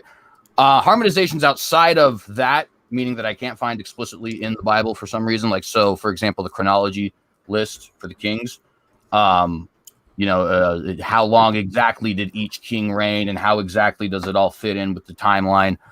That can be a little bit more, I guess, daunting in a way because you don't have that evidence. But if you look at, I think, some of the just context of kingdoms and things like that, like, so for example, certain kings.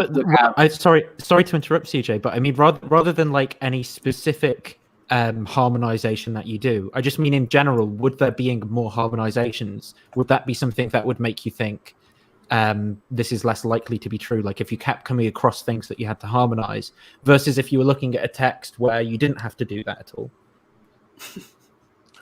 Well, I think if there was an awful lot, like if there was just a ridiculous number of them and they didn't have internal solvings, that would probably solutions. That's the word. Solvings is not a word. Anyways, that would probably give me reason to doubt. But I'd just say that I think that for the most part, they're either technical things like the latter or something that does have the explicit answer in Scripture like the former. If you were talking to a Mormon who was saying, that the Book of Mormon also harmonizes with the Bible, and any contradictions you can show between the Bible and the Book of Mormon, there's a there's a harmonization within the Book of Mormon for it. How would you answer that, Mormon? Well, so I would actually want to see a lot of the specific examples, really, because we just had that John 1 example that I had, right? So once again, you notice that is something where it appears, at least it could appear, right, hypothetically, that somebody or some being, in this case God, did actually look forward into this and see some level of internal some level of internal flow, right, so that this wouldn't contradict itself. So show me that in the Book of Mormon. Let's actually discuss it. You say there's harmonizations. I'd like to see those harmonizations, right? Because do you think you'd become a Mormon if they existed? Do you think you'd say, well, actually, this is... Let me just add to that, the Mormon idea, because I just want to call people's attention to this verse called Galatians 1:8, where it says, but even if we or an angel from heaven should preach a gospel other than the one we preach to you, let them be under God's curse. And so that to me rules out the Muslim faith and the Mormon faith, and it did it in a preemptive way. So I thought that. But what if there's a harmonization for it, though, SJ? Because I don't see the harmonization. That's. I mean, I'm sure Muslim. I've had Mormons and Muslims try to get past that. So sure. Well, this is what I mean. So when the issue is this. So when the atheist comes along and says, look, here between the Old Testament, this conception of God at this point in the Old Testament, and this point later on in the Old Testament or the New Testament, there's a contradiction here, then harmonization is viable, right? But when the Muslim or the Mormon comes along and provides harmonizations, then you reject theirs. And I'm wondering why is it okay for the Christian to do that with the New Testament, but not for the Mormon or Muslim? Okay, so Nathan, your question is a good one, and here's how I would tackle it. So the chronology of the Mormon story is such that you're talking about Moroni, an angel, existing in the BC period. And so notice you that means you're pre-New Testament, but also practically in the era of the Old Testament, near the end of the Old Testament period. So then all I have to then ask the Mormon is, look, what is the evidence for Moroni, the golden plate tablets, all that stuff happening in the American context, which is really weird. And especially in the Jewish context, apparently the Jews become the native Indians. Well, it's actually even better that so there's actually different sets of eyewitnesses, right? There's the 13 and there's the 7 different independent groups. We have their eyewitness testimonies in newspaper clippings. Imagine if we had newspaper clippings of like Paul writing, or the author of John, or the author of Matthew or Mark. Imagine if we could, if we had that quality of evidence, how apologists would take that. What year are we talking that these witnesses occurred? Oh, I don't know the exact year. Yeah, we're talking way later, obviously. Exactly. But this is to the golden plates, though. They've physically seen, just like Paul's seen Jesus, and. But I'm interested in circumstantial evidence around the period that the golden plates supposedly originated from, which would be in the BC period. And wouldn't the actual golden plates be something that would count as evidence? Well, the battle that's described, and where the angel Moroni comes and he bears the plates because there's a battle going on. Like, I want evidence of that battle. I want sort of like for example, Second Temple literature is like a commentary on, say, the Old Testament. Is there like a pre-New Testament commentary on Moroni floating away somewhere? Like, why? Like, basically, it took 2,000 years for suddenly Moroni to show up on gold plates. Why didn't anyone speak about Moroni before Joseph Smith? Yeah, I mean, I don't know. I could invent like a thought experiment that would just duplicate all of those things.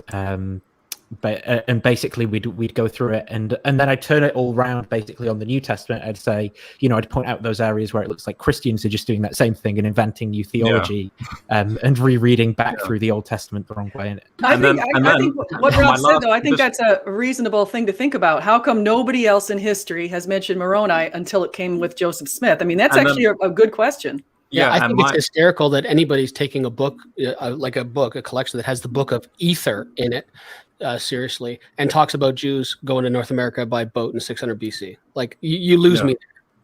And then I would just point out, too, to kind of answer your question about, like, well, if you could find some, like, some harmonization of these things with the New Testament, would that cause you to believe? I could tell you it would at least cause me to give a second look, but I happen to know Mormonism quite well. I live in Idaho, and there's more Mormons in Idaho than there is in Utah, at least per capita. I don't know if that's a population thing, but at least per capita, that's true. And so I talk to these people quite frequently, and the thing is it's actually the exact opposite, right? So, like, for example, Mormon 7:9 says, "This was written," this being the Book of Mormon, "so that you may believe that." What's that? Well, that is actually the what Nephi calls the what is it? Chronicles of the Jews. The exact terminology is fleeting to me, right? The point being that, like, so what is Mormon 7:9 saying explicitly? this Book of Mormon exists so that you will believe that book, the Bible, right? But then 3rd Nephi comes around and says, well, that book was corrupted and this book is meant to correct it. Well, so which is it, right? So now notice the problem here. I can't even harmonize the Book of Mormon with the Book of Mormon as it pertains to my scripture. Now, on the flip side of that, you look at like the Bible, right? And let's just take, for example, the specific contradiction, quote unquote, that we had just seen, right? That's actually one of those things where it's like the Old Testament is clear that you can't see God, but also the Old Testament is clear that people have, right? Now, you could argue from a secular perspective, if you want, that people writing the New Testament might have been trying to harmonize the Old Testament in that sense, right? But notice that's not the same thing as the Mormons. It's not the same thing as trying to harmonize your text with the Old Testament, but rather that would be writing out contradictions in the Old Testament, provided that they did exist. I don't believe that. I'm just saying you see the flavor here of harmonization is actually completely different, right? Yeah, that's a good point. I also just want to quickly say hi to Jimmy, who's been on my channel one other time. And Jimmy just is coming in from an agnostic perspective. So I don't know if you guys have all met each other. And No, it's nice to meet you. Greetings. yeah, I don't know nearly as much about the LDS faith to speak on it. So you have exceeded my knowledge dramatically. Yeah, if you read the Book of Mormon, I don't know how you take it seriously. Like, it's ridiculous. Spartan theology was, he just said what I was going to say next to Nathan, is that, the Mormons would argue that Native Americans knew about that stuff. And so that's legitimately, here's where you can just blow this out of the water. Just do a genetic test in regards to the Native Americans, if they're Jewish, and in Native American history and their religious history, if there's any connection to the Middle East. Yeah. Oh, that's a good point. So where should we go now? What should we chat about? You guys want to continue this? CJ said something earlier that I just wanted to kind of touch on a little bit. He said that you can reconcile parts of the Bible with parts of the Bible. And so, CJ, this is just a question, but do you consider yourself like sola scriptura? Like, are you Bible alone? Yeah, absolutely. Okay. Can you explain how that's not circular? Actually, this may come as a shock to you. I actually own that it is circular. I kind of think Please that. Don't say virtuously circular. You won't hear it from me. Don't worry. But no, I completely agree with that. I do think to a certain extent, the fact that I believe stuff because the Bible said it. For example, I believe what the Bible said because the Bible said it would be a better way to put it, right? Just forget my example. That is obviously circular to an extent, right? I do believe that it can be shown, that it can be proven, there's evidence for these things, right? That do come from outside. Like, so for example, Jericho was brought up earlier. I think there's actually pretty substantial evidence that Jericho was conquered, not only at the time that it was said to have been conquered, but in the manner that it was said to have been conquered as well. Now, if I didn't necessarily have that, would that kill my faith? No, but it is there, right? So no, I completely agree actually that sola scriptura is definitely kind of circular reasoning in a way. It's one of those things that you kind of take on faith, though. You know what I mean? And I think once you've gotten to that point of faith, there's ways to get to faith that I think you can rely heavily on evidence and stuff like that. But once you've gotten to faith, I think that making that jump is not at all unreasonable. So, Mike, you're wondering about my answer to your question. Sorry, say that again. Are you wondering about my answer to your question? No, actually, I'm second guessing my whole life because your background is showing the sun standing still in the sky, so I must be wrong about everything. Yeah, actually, Susan was asking about that. What is that background, Rob? It's Australian background, like it's the Australian outback. Oh, okay. Is it a green screen or just a picture? Or? It's a green. It's a photo. Then. I see. It's a spectacular photo. Yeah. I'm in West green Australia. screen. So. I ordered a physical one that I'm going to put behind me as soon as it arrives, and then I'm going to put cool pictures. So I have a little bit more professional than you guys have to see my closet. I've always been waiting to see who walks out of one of those doors because I didn't know it was a closet. Yeah, that's a closet. That's the door to get out of the room, and then that's the restroom. Do you have like a "Do Not Enter" sign when it's closed, like "Don't come in"? So people. No, they come in every so often. You just maybe missed them. Okay, so Michael, this is my questions to our Christian guest here in regards to sola scriptura, this is how I would. I'm not a sola scripturist. Mine's a bit more nuanced. Jews at the time didn't hold to sola scriptura, and here's why. So, let's say Pentecost, Acts 2. Was the New Testament in existence during the Pentecost event? Like, let's just say it's all historically happening. Was John's revelation written down and so on? I'm not going to pretend to be a biblical scholar, like by any stretch, but I would argue probably no. Exactly, because so for example, Pentecost would be say 33 AD, and Revelation's later in either the 60s or the 90s, one of the two dates. So Revelation, Paul's letters, all of that doesn't exist. The New Testament basically doesn't exist.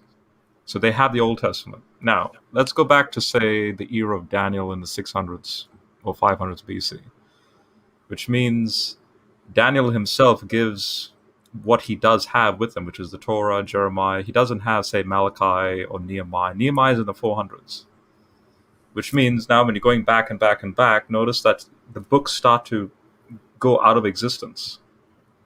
Then you go to Moses. Isaiah is not the Bible now. Keep going back, and then you're left with no Bible. So in other words, the Bible is as a complete book now. It's 66 books. Is only a very recent, like 1,500-year-old document, and the universe has been in existence for 13.8 billion years, and the human race about 100,000 years, or 150. Yeah, whatever. Yeah. So different people say different things, but yeah. Yeah, and I hold the out of Africa model. I hold to evolution and all that stuff. Yeah, so. Well, it's interesting. Yeah, it is. So it's interesting that SJ were apes. I started off this conversation saying, if you say we're apes, then how, to be consistent, then you should probably not have apes locked up or confined in zoos. So you understand that they're different species of apes, right? Like it's not a tree that, anyway. Rob, I'm sorry. We can go back to this. I totally cut you off. Sorry. Continue. No, I was just going to say, when you keep going back in time, you run out of Bible. Where is your so-called? This is my question to the fundamentalist Christians. Where is the so-called sola scriptura, the sacred text? Like, where do we turn to now? But yet the same text continuously speaks about the book of nature. Psalm 19 verse 4, Paul quotes that in Romans 10, where if God is as he just quoted John 1:18, the Logos is the prime mover of the whole thing. So that means the whole universe is our sacred text. And so therefore, I understand what you're saying. And I think if I was to guess what CJ might say, I think he might say inspiration, or inspired by, absent the physical text, which of course didn't exist, right? I mean, I think I read that every translation of the Bible we have now comes from the amalgamation of the Sinaiticus and Vaticanus into the Vulgate, and that's where all of the translations that we have. You're thinking more New Testament. You're thinking more New Testament, yeah. Yeah, let me just. DJ, am I right? Is it would you just say inspiration? Well, I mean, I absolutely would, believe in the inspiration, but I don't understand how that's a convincing argument, though, because for example, if you're a Christian, you should believe that Jesus is the way, the truth, and the life. No man comes to the Father except through him. But obviously, Jesus was born at a place in time. So before then, what was going on? By your same logic, that clearly Jesus could not be the way, the truth, and the life, because there was a before then and people were still serving God. But obviously we understand that that's absurd. Yeah, so did they need a text to establish that Jesus is the way, the truth, and the life? Well, for us, absolutely. I mean, otherwise, how do you know? No, for them. That's well, hang on. For them, they saw it. That's different. You didn't see it. So how do you? Let me say something really quick. So, okay, but you completely ignored my point. I just want to point that out. You did not actually answer my point at all, right? What about the person who was believing in God before Jesus was born? By your same logic, Jesus cannot be the way, the truth, and the life because there is a before him. But also, how do you, Rob, know that these words are correct? How do you know that Jesus rose from the dead? How do you know that he's the way, the truth, and the life? I'd like an explanation of that, because the stars do not tell you. What about the Magi? How did they know? What about the Magi? They were led by the stars. Exactly. They were not led to know that Jesus was the way, the truth, and the life by the stars. They were led to know that somebody important was born somewhere over Jerusalem by a star. That's specifically, a different thing, and you know that. If you take Matthew's historicity as accurate, they're very deliberate. Jewish king, they go to Jerusalem, they bring a certain selection of gifts. There's one that establishes his deity, for example.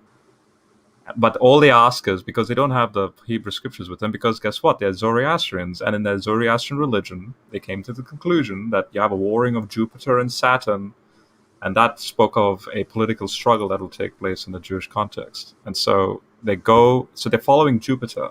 Jupiter is a star. And then they go to the central region, the capital, which is Jerusalem, which is where the Jewish kings would be. They're very good friends with Herod. That's why there's tension in Herod's court. And in your own scriptures, where's this Jewish king meant to be born? And then they come to the conclusion it's Bethlehem. So notice that they didn't have any supernatural revelation or any, just by pure their own religion, Zoroastrian religion, they came to that conclusion. How is that possible? If sola scriptura is true. I mean, they can get lucky. That's perfectly fine. It's 3 out of the thousands upon thousands of magi. I mean, obviously, and the Holy Spirit can clearly inspire people as well. I think that's probably the more likely answer. But the point is, I mean, again, 3 out of thousands of magi. But still, Rob, you have not answered my question. How can somebody know Jesus is the way, the truth, and the life in 5 BC when Jesus has not been born? And if nobody can know that in 5 BC when Jesus has not been born, then how can Jesus be the way, the truth, and the life? So Jesus is the second Yahweh, the second power person in Second Temple Jewish theology. So in other words, they held to a binatarian view. They had conjectures on who that second person was. They thought it could have been Melchizedek. They thought it could have been Micheal. They thought it was some Metatron figure of Psalm 82. And that question is not applicable to a Jew in the in 5 BC. In other words, are you like the Maccabees who hold to a zeal for Yahweh, the true God, versus the false gods? That was the concern. And Jesus comes on the scene.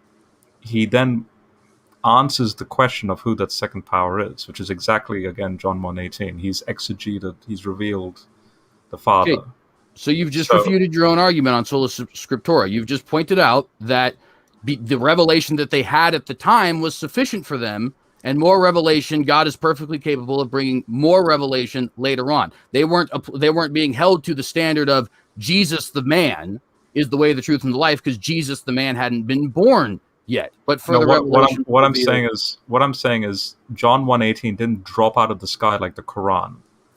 What I'm saying is, if I was a Jew in that period, I would already have with me the whole corpus of Second Temple literature that will dictate and clarify what, say, Paul's writing, what John's writing, and so on. Because at the same time, since they're the pillars of the church, it just corroborates. Like the Bereans, they were searching the scriptures to see what they were saying is indeed true. Like that, there's a corroboration. So sola scriptura is very limiting. Only stick to these 66 books. I'm saying, I think I'm not a Catholic, but the Catholics do have a point when they speak about tradition being authoritative with respect to this foundational text, which is, the Bible.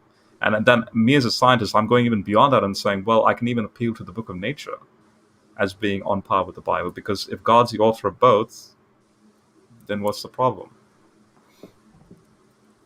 I mean, I want to add. No, I just want to add to this idea too, because I saw in the chat. I just want to, and I think we can go back and forth on when the Bible came about and all that kind of stuff, and what do we deal with the humans who are around here, say 12,000 or 15,000 years ago, or something like that. And so the idea is kind of what Helen Keller said. Helen Keller was, as you guys know, blind and deaf. So it'd be really hard to get through life in that kind of position. And she said something when somebody shared Christianity with her, and she said, I always knew I always knew he was there. I always, felt the light, but I never knew his form or his name or that kind of thing. And it's kind of going back to Paul when they told the Ephesians, you're worshiping an unknown God. And who are you worshiping? And so people didn't realize maybe who they were worshiping in certain places. And so, but I just also saw in the chat, I saw Digital Hammurabi say something about, or maybe it was Jim Majors. One of them said something about the age of the book of Daniel. And Rob, you wrote this huge thing on Daniel. So did you want to maybe make a couple comments to clarify what you think on that for Jim?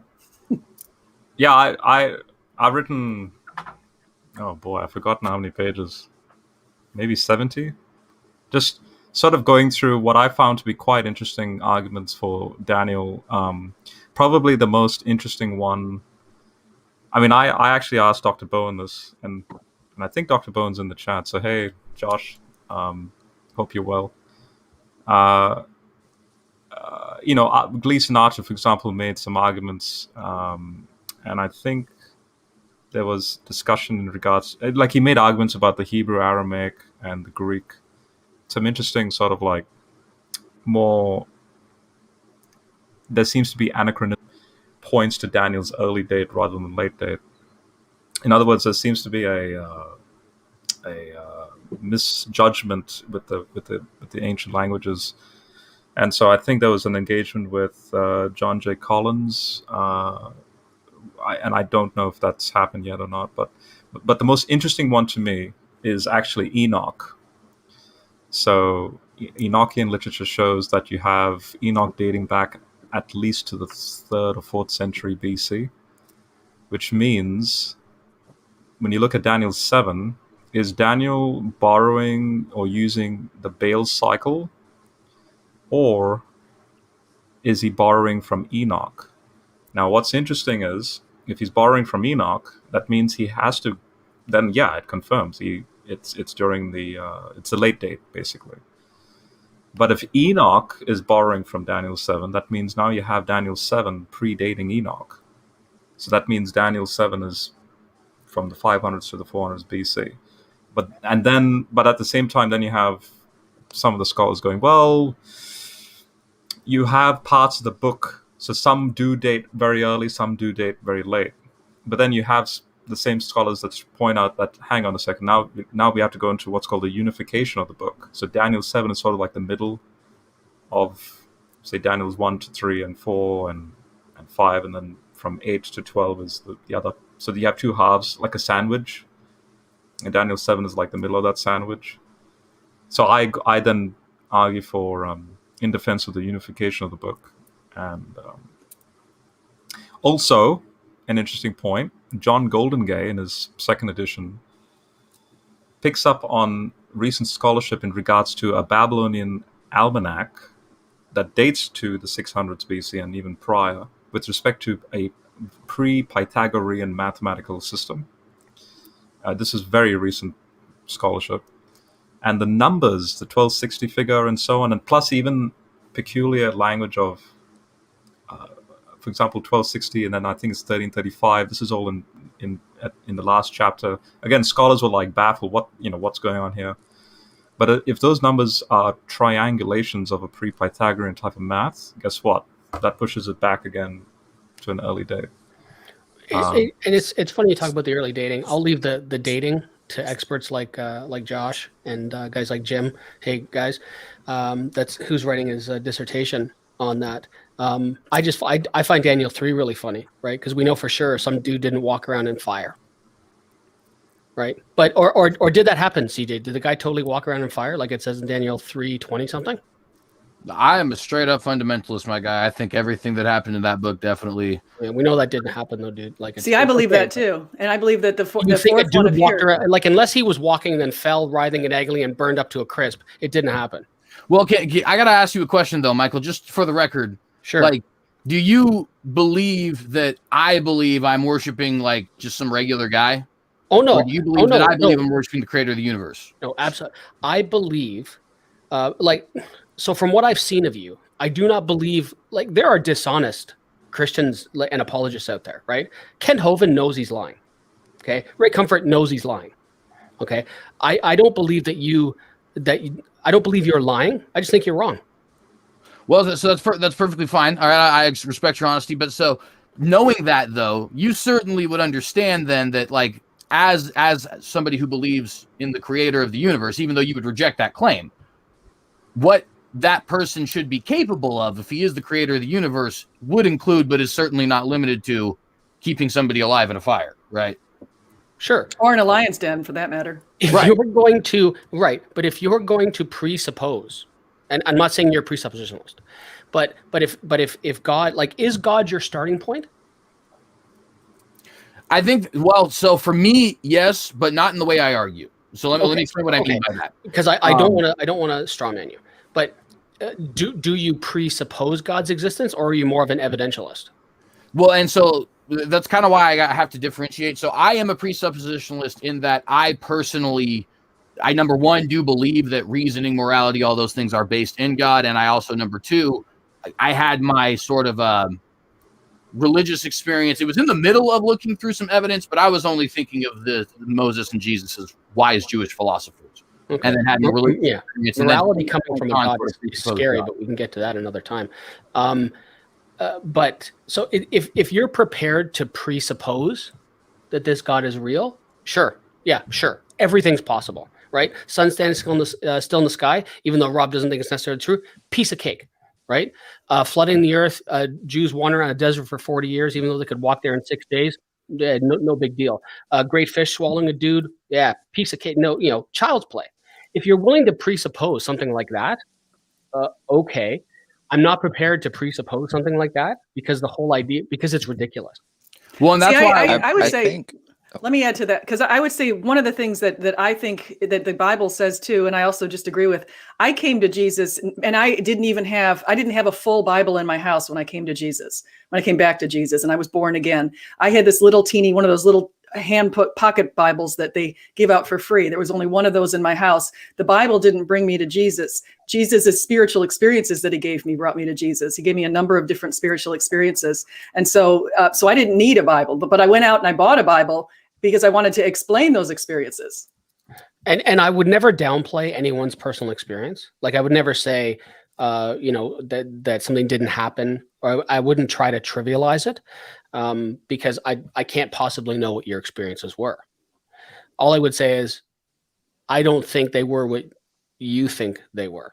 Well, yeah, that's of course the atheist explanation of my experiences. Yeah. Like so. Did you have an experience? Absolutely. And to say anything else would be silly on my part. To say you didn't. What do you mean didn't have an experience? How the hell can you know that? But it's. And to say that, well, I didn't, it was these experiences that brought me there. Well, I mean, I used to be a believer. I was. And people say, well, if you, the different parts of the Bible say, well, you never really, a real believer. If you left me, you were never with me. All that other garbage is just that. Because it was not solely, but one of the things that made me not believe it was actually reading the book, actually sitting down and reading it and going deeper into it and looking for it and praying and all that other stuff. And so, I don't know, CJ, if you're a Calvinist or not. Are you? Compatibilist. You're a what? Compatibilist. Okay. So, because in conversations I've had with certain, like Seitan Bruggencate, for example, like my fate was decided, before he even, snapped everything into existence. No wonder you seem mad, Michael. I'm sorry? I said, no wonder you seem mad, Michael. I'm not mad. I'm not. Okay, Jimmy, you and I have never met before. I'm not No, mad. we haven't. This is how I talk. This is just how I talk. Oh, okay. I'm not mad. I was gonna say we need to get some jokes going. Yeah, we should. We should lighten it up a little bit. It's so true. Well, and for the record, I just want to add one quick thing. When arguing with somebody who is not a believer, right? I do definitely argue from an evidentialist perspective, just because I think that, first off, I think if you presuppose that God is true and that presupposition is true, then the evidence should bear it out. So you should be able to argue either or. But also, I just think it's good to meet people, it's somewhere that's, I guess, more agreeable to their senses in a way, right? Like if you're a philosopher, maybe going through like the philosophy of ethics and stuff like that is the best way to get you, to consider Christianity or something like that. Not necessarily like, presupposing that you absolutely need God for morals or something like that. You know what I mean? But CJ, don't you believe I need God for morality? Well, absolutely do. But I think that because that is true, the evidence will bear that out. So we can work backwards to that conclusion. That's. I'd love to have that discussion with you sometime. Yeah, absolutely. So Jimmy, you haven't said too much. You said just a little bit. Do you want to share your views on any of this before we? I would like to ask CJ a question. He was hey CJ, can you hear me? Yeah, absolutely. So how old do you think the Earth is? So I do take a young Earth perspective. However, the thing about my young Earth, younger creationism is I'm not a scientist. I'm not even really interested in science. So I'm not the one to argue that, right? If people want to have a young Earth versus old Earth debate, that's got to be with other people. I'm more interested in the history and the philosophy and stuff like that. But I think the Bible's fairly clear. I could be misinterpreting something, but I think the Bible's fairly clear on the matter. And so I do believe it. But you said you're an evidentialist, and there's not one shred of evidence that points to a 6,000-year-old universe. Not one anywhere ever. Well, so with this particular, let me kind of, I guess, expand what I mean, because I am, like I said, for myself, a presuppositionalist. What do I mean by that? It means that, so like I have had what I believe was an experience with the Lord, right?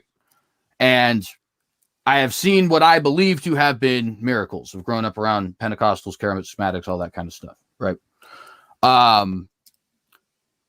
And so as a result, it's a very ingrained belief in me, right? And so when I read this book and I see something like, for example, the ring-straped donkeys or whatever it was, it's fleeting me what exactly Jacob was doing, but he has the pole in front of him and they drink from the water, and it somehow actually affects how they look, even though that is just not how the science of the thing would work at all, right?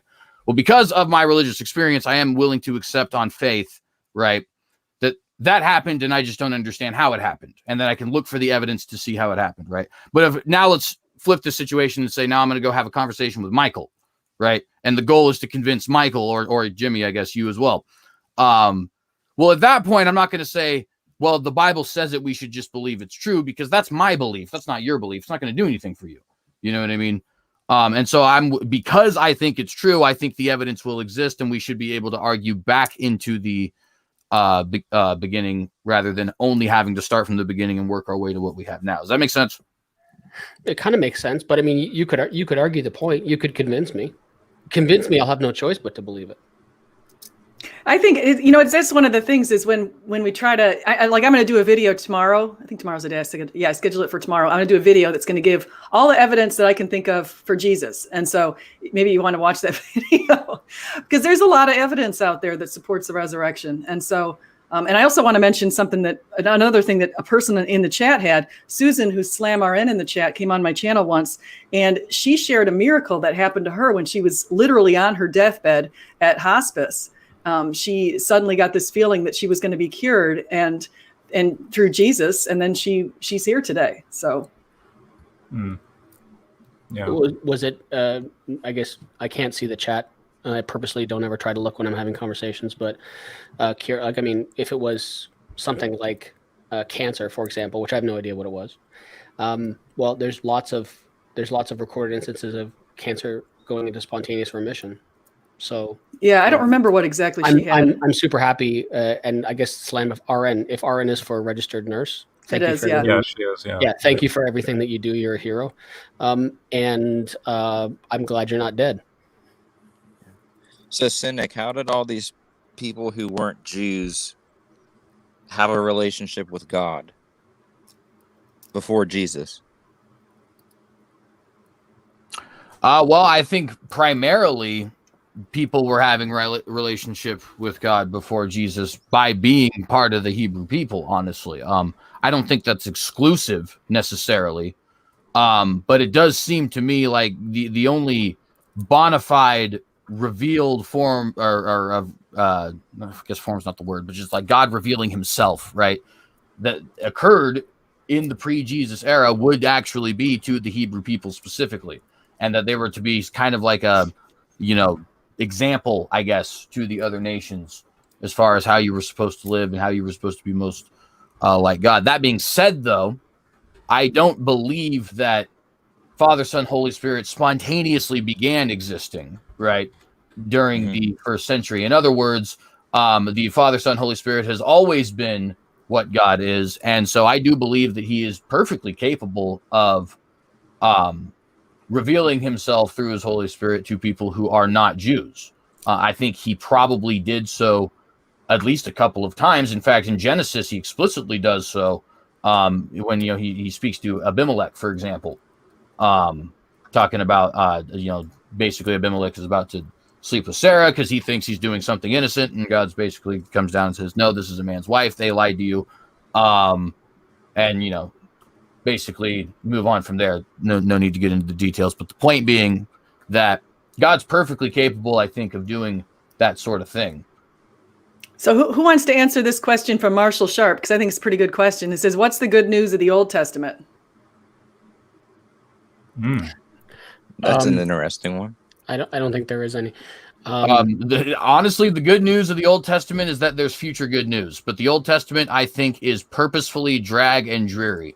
I think it's supposed to make you feel kind of rough, honestly. In fact, Paul says as much, right? He says that the law, at least specifically the law, right? This isn't necessarily the entire Old Testament, is a taskmaster that leads you to Christ. Well, how is it a taskmaster that leads you to Christ? Because it's showing not only all of the different things that you do, which are sin, but also just how seriously God takes it. He takes it so seriously that he's willing to wipe all of humanity off of the face of the planet with a flood, with the exception of one family. That seriously. You know what I mean? And I kind of think that's the point. Now, of course, there is a constant message of hope throughout that, though, of the coming Messiah, and of the fact that God does indeed love us and care for us and all this sort of stuff, right? We see that especially in the prophets, but it is everywhere in the scripture. But I do think, when people say, the flavor of the Old Testament seems so much different, I like to word it that way instead of God, because I just don't think people understand the God of the Old Testament. But nonetheless, that's because it's supposed to be, right? It's supposed to be rough. It's supposed to be brutal. It's supposed to be, in some instances, like Ecclesiastes and Job, depressing even. You know what I mean? Yeah, I want to add to, I see Jesse Camping. I like this response, exile and reconciliation, because it's like, I like how C.S. Lewis put it as the Jews gave us evidence of the hammering process, because they would constantly, first God would show them miracles, he'd work miracles through them. They go out in Exodus and all this kind of stuff, and then they turn their backs on God, and then God punishes them, and then they come back to God, then they turn their backs. I was like, this whole process all through the Old Testament, and it is kind of hard to read. I'll agree with you, CJ. I think it's a super interesting set of stories.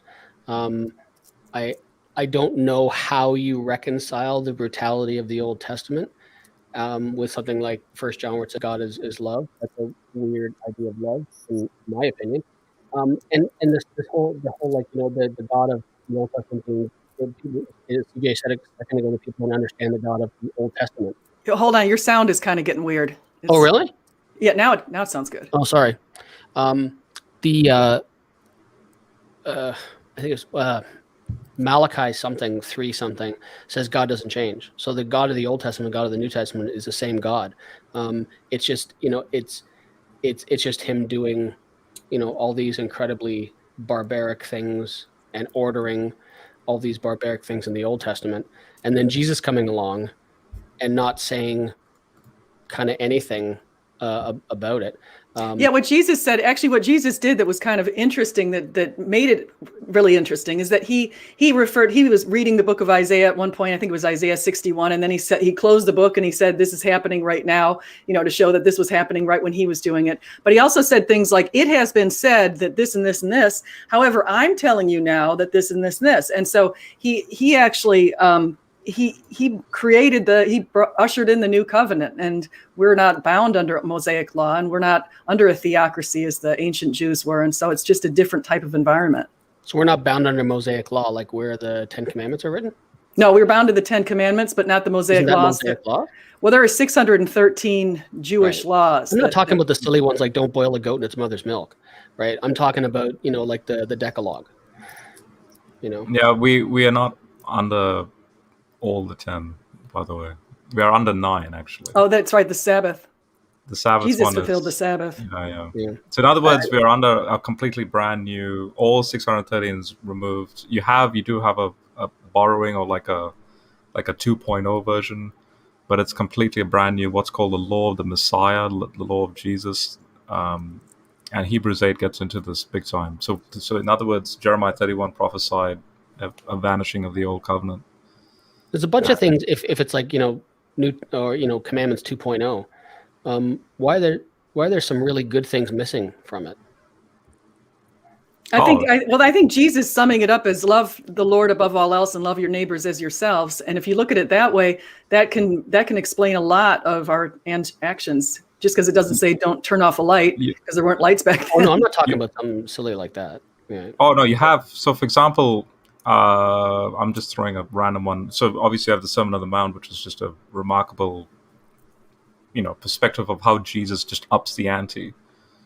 But for example, in the Good Samaritan, the parable starts by a classic Jewish understanding of this thing known as love your neighbor, which is a Levitical commandment. So in the parable, it says, who is my neighbor? It starts like that. But then the way Jesus formulates that whole story is the parable ends by reformulating that question, where it instead of saying who is your neighbor, it is, what does it mean to be a neighbor? So notice that it instead of just a regulation sort of law, Jesus is always about actually step in the shoes of what it's like to actually practice that law. And that's what's so revolutionary about Jesus and everything he teaches. So my understanding from things that I've read, and I could get citations and stuff if people really wanted, but my understanding is that Jesus was talking about other Jews, not everybody. So he was talking about loving your fellow Jew, like not. So it doesn't necessarily translate to now. Sure. But you do have Jesus being, in other words, Jesus is being a very pure Jew. So he's not some like going against his own race and all that. He's being a very pure Jew. But then at the same time, there's this cry where he sort of like causes the Pharisees, for example, to get really angry at him, and that is, you're being too nice to non-Jews, politically, theologically, and that's the point. And then the whole Great Commission is all about, regardless of the race, regardless of even the sex, everyone is equal in me sort of thing. And then that goes into the original question about the Old Testament. It was asked a moment ago, like the question that was asked in the chat. So my answer is, whatever God is, he starts with his creation. There's constant chaos, struggle with chaos right from the start. Actually, how I see the Old Testament story is what Michael Heiser calls it, and that is what's called a Deuteronomy 32 worldview. In other words, specifically in verse 8 of Deuteronomy 32, in other words, the human race is actually in the crossfire of the unseen realm. So in other words, if there is a supernatural realm, if there is God and the other gods and so on, and there's a warring going on, well, we are actually in between that chaos. But God decides to start with the family. So notice the Bible story starts with the family in Genesis 1, and it actually ends with the family in Revelation 22. In between, it's God constantly trying to salvage, and that's where you get the word salvation from, salvage his family, his images, where he ontologically joins himself, hence the Logos incarnation. He joins his ontology with the creation in order to then cause theosis, to cause glorification. Yeah, but not for everybody.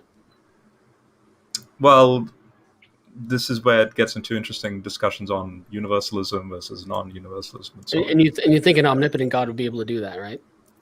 He can make it good for everybody. Yeah. All I have to do is violate Mark 3:29, and I'm done. Which I've done a bazillion times. Right? Is that the one with the Holy Spirit? Yeah, a billion times I've done it. Like, I'm done. So, like, there is no salvation for me according to the Bible, and CJ would probably agree with that. So I personally don't think you did that.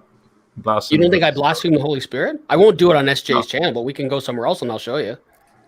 So have you Come on. specifically gone the route of Beelzebul and that very demonic, satanic? In other words, Hitler would fit that passage. I have a T-shirt that says "Take me, Satan." But you are not even close to committing the blasphemy of the Holy Spirit. Oh, okay. Yeah. I wonder if CJ agrees with you. So I can all say I'm, that all, I- all I'm comment on that particular verse just because I think that's between people and God. Okay, interesting. all I'm saying is it's chaos come from the start, and the Old Testament is completely transparent to show how maximal chaos camp can get. Jesus is the ultimate chaos camp because death's on the cross, and then his resurrection, hence 1 Corinthians 15, that amazing creed. Death, where is your sting? Where is your victory? That is the Jewish cry, because they were asking the question, how is God going to solve chaos camp? And Jesus is the answer for that. And that's why Paul, I just loved Paul's testimony, because Paul didn't come to the faith like how a lot of Christians do, and that is, I was sinning one day and I had this conviction. He's a zealous Jew. He's happy with what he has. And in fact, he thinks that this movement is a heretical movement because, his Torah says, cursed is a man who hangs on a tree. Then he gets this encounter that this cursed man that he thinks is a heretic is Yahweh. And then he changes that phrase in Galatians 3, curses a man, or curses he on the tree for us. He adds the for us there to clarify.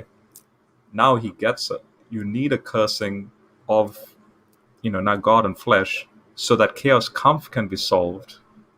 And then, as Galatians 4 says, then we can be reconciled and be adopted as children, crying out, Abba, Father, and all that. You realize how silly that sounds, right? I think Perfect, it sounds glorious. God. I was just thinking- creates everything. Michael, I was just thinking I was gonna isolate a couple of nuggets from this video, and I was thinking that's one of them. Yeah, sorry. But so the best way that the perfect God, the creator of the universe, the best thing he can think of is to have this unbelievably horrendous human sacrifice. I mean, the Old Testament talks about how he likes the smell of how the sweet aroma of burning flesh is pleasing to him. So I don't know why He doesn't like the smell of steak. Well, no, yeah, sure, but then maybe Jesus should have been burned instead of crucified. Maybe it would have made his dad happier. But Michael, don't you think that men wrote this book? Of course, it's all just a story. But what I'm saying is that it's God could have just said, you know what, we're done. We're everything's cool. We don't have to. I forgive you. Well, wait, Yeah, Jimmy, what was your question there? Yeah. Well, I mean, just to characterize the book in the way you are, it just it doesn't do anything for SJ or Rob to talk about it like that. I just don't understand. I don't understand where you're coming from, honestly, from an agnostic position. Oh, okay. Have you ever studied Eastern religions? Buddhism a little bit. I've read the Tao of Piglet and stuff like that. I've a little bit. Yeah. A little tiny bit, not a lot. Okay. If you study other world religions, you kind of find out that all the religions are kind of saying the same thing, kind of. And most of them, yeah. Yeah. I kind of used to have the same, I'm just going to throw the baby out with the bathwater attitude towards Christianity. And I probably would have bought the Satan t-shirt that you have or whatever it is. I wear it as a joke, right? Yeah, oh yeah, I know. Satan's no more real than God is. Yeah. Yeah, I don't know, man. Maybe look into the other religions. I don't know. I love talking religion and history and all this stuff. I love coming onto these channels and talking with everybody. So So just quickly, since you mentioned the Eastern religion, so I'm from India actually.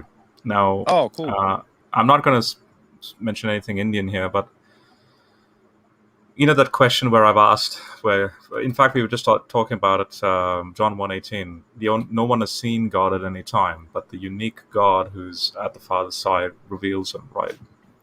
So in other words, Leibniz, the mathematician, came up with this notion of the best of all possible worlds. So if you have this omni being, whatever he creates, that thing that comes to be, it's not like he's debating with himself, oh, I don't know whether I should create or not. The point is, it happens, right? Creation happens. So therefore, ontologically, whatever that is, has to be ontologically less than him. Because you can't have, if perfection and eternality and all the omni attributes is by default what defines him, you can't create that. It just has to be, right? If you follow the logic forward. So therefore, the next question is it possible for this finite thing, which is less than him, which means chaos is a natural product of this thing, can it become non-chaos? Now, here's a quick observation. In Revelation 21, verse 1, when John says, "Behold, I saw a new heaven, new earth," there's a little throwaway line in there that is exactly what I'm getting at. He says, "I saw a new heaven, new earth, and there was no more sea." There you go. There's a complete reversal of Genesis 1, where Genesis 1 starts with chaotic waters, and then apparently there's going to be a brand new reality that will not start with chaos, no more sea. So how is that possible? Well, this Christian story or the narrative is all about the kenosis, the emptying of God, and in this incarnation process of where there's a hypostasis of the divine and the terrestrial, and then a glorification of the terrestrial. So when Jimmy mentioned the Eastern religions, look into what's called the Tao or the Tao, depending on how you pronounce it, because the Chinese were like, we know about a logos principle using. I'm paraphrasing Tao here. Tao means logos. We know about like the logos or Tao principle, but it's very impersonal. So when the missionaries go to China, they're translating the Bible in Chinese. They themselves are like, well, what word can we use in place of the Greek logos? Well, the closest was Tao. And now notice how revolutionary this becomes. So in the beginning was the Tao, and the Tao was with God, Tao was God, and the Tao became flesh. Now that completely revolutionizes the philosophy of the Chinese religion. And that's, again, the Christian message, where God actually does become personal, but not just in local human tension and relations like this Jewish thing that needs to be solved. No, we're talking cosmic circumstances taking place. And so therefore, when you say things like, oh, death on the cross, this horrific thing called death, I mean, that is a localized Roman context. It's not like God was like, that will do sort of thing. No. That's the circumstance 2,000 years ago. But what's actually happening on the cross? So if you read Paul's letters, Romans, Galatians, and Corinthians, he's not even focusing on what's happening on the cross. It's this grand cosmic background stuff going on that God is solving for you and him to be reconciled. That he could have done like that. Just as simple as that. But then the beauty of 13.8 billion years of universal history to then result in what's happened would just be completely ignored, and I would find that very boring. I think there's also a process of spirit building. Like you can't be. How can you know what perseverance or empathy or any of those things mean if you don't experience something to feel badly about or to worry about or all that kind of stuff? I mean, it builds this whole personality that is you. That's not just what. I mean, you think about what happened with the angels in the initial thing and with Satan and that kind of stuff. Satan just took on too much pride. He was made perfect. Like he had this perfect, beautiful look, and he became very prideful. And I think if we didn't have a lot of the experiences that we have to humble ourselves, I think that we would become too prideful. So I think that's. I don't think we need any kind of God for that. I mean, I think that if 2020 taught us anything, is that humans can, or except for the 2.5 million or so that died, can persevere and come through pretty challenging times. Yeah, they do. And we don't so listen, guys, I think I probably only have a couple more minutes left because I've been going over 2 hours now. So I wanted to see if you guys wanted to maybe kind of wrap up or go around and say a couple closing thoughts, or maybe where we can find you or what you're working on or anything like that. I actually agree with Michael. We don't have to have God to find any of that, what we were just talking about. See, I see. We obviously, the three of us who are theists in here, disagree with that. But Fucker. Yeah, I'll go last. I'll quickly say a 2-minute thing, but I'll go last. So go for it. Okay, sure. Yeah, real simple. SJ, thanks so much again for having me on, and I look forward to more conversations. Open invitation to anyone on your channel who's watching. You can email me theca@rogers.com. Maybe if you could pop that in or something like that. Love to talk to any of you and all of you about these types of things, and I'm really not as bad a person as I may have come across in this chat. But thanks again so much. Oh, you're welcome. No problem. Who wants to go next? Jimmy or Synagogue? Oh, I I would can say something. Oh, go ahead. Yeah, go ahead.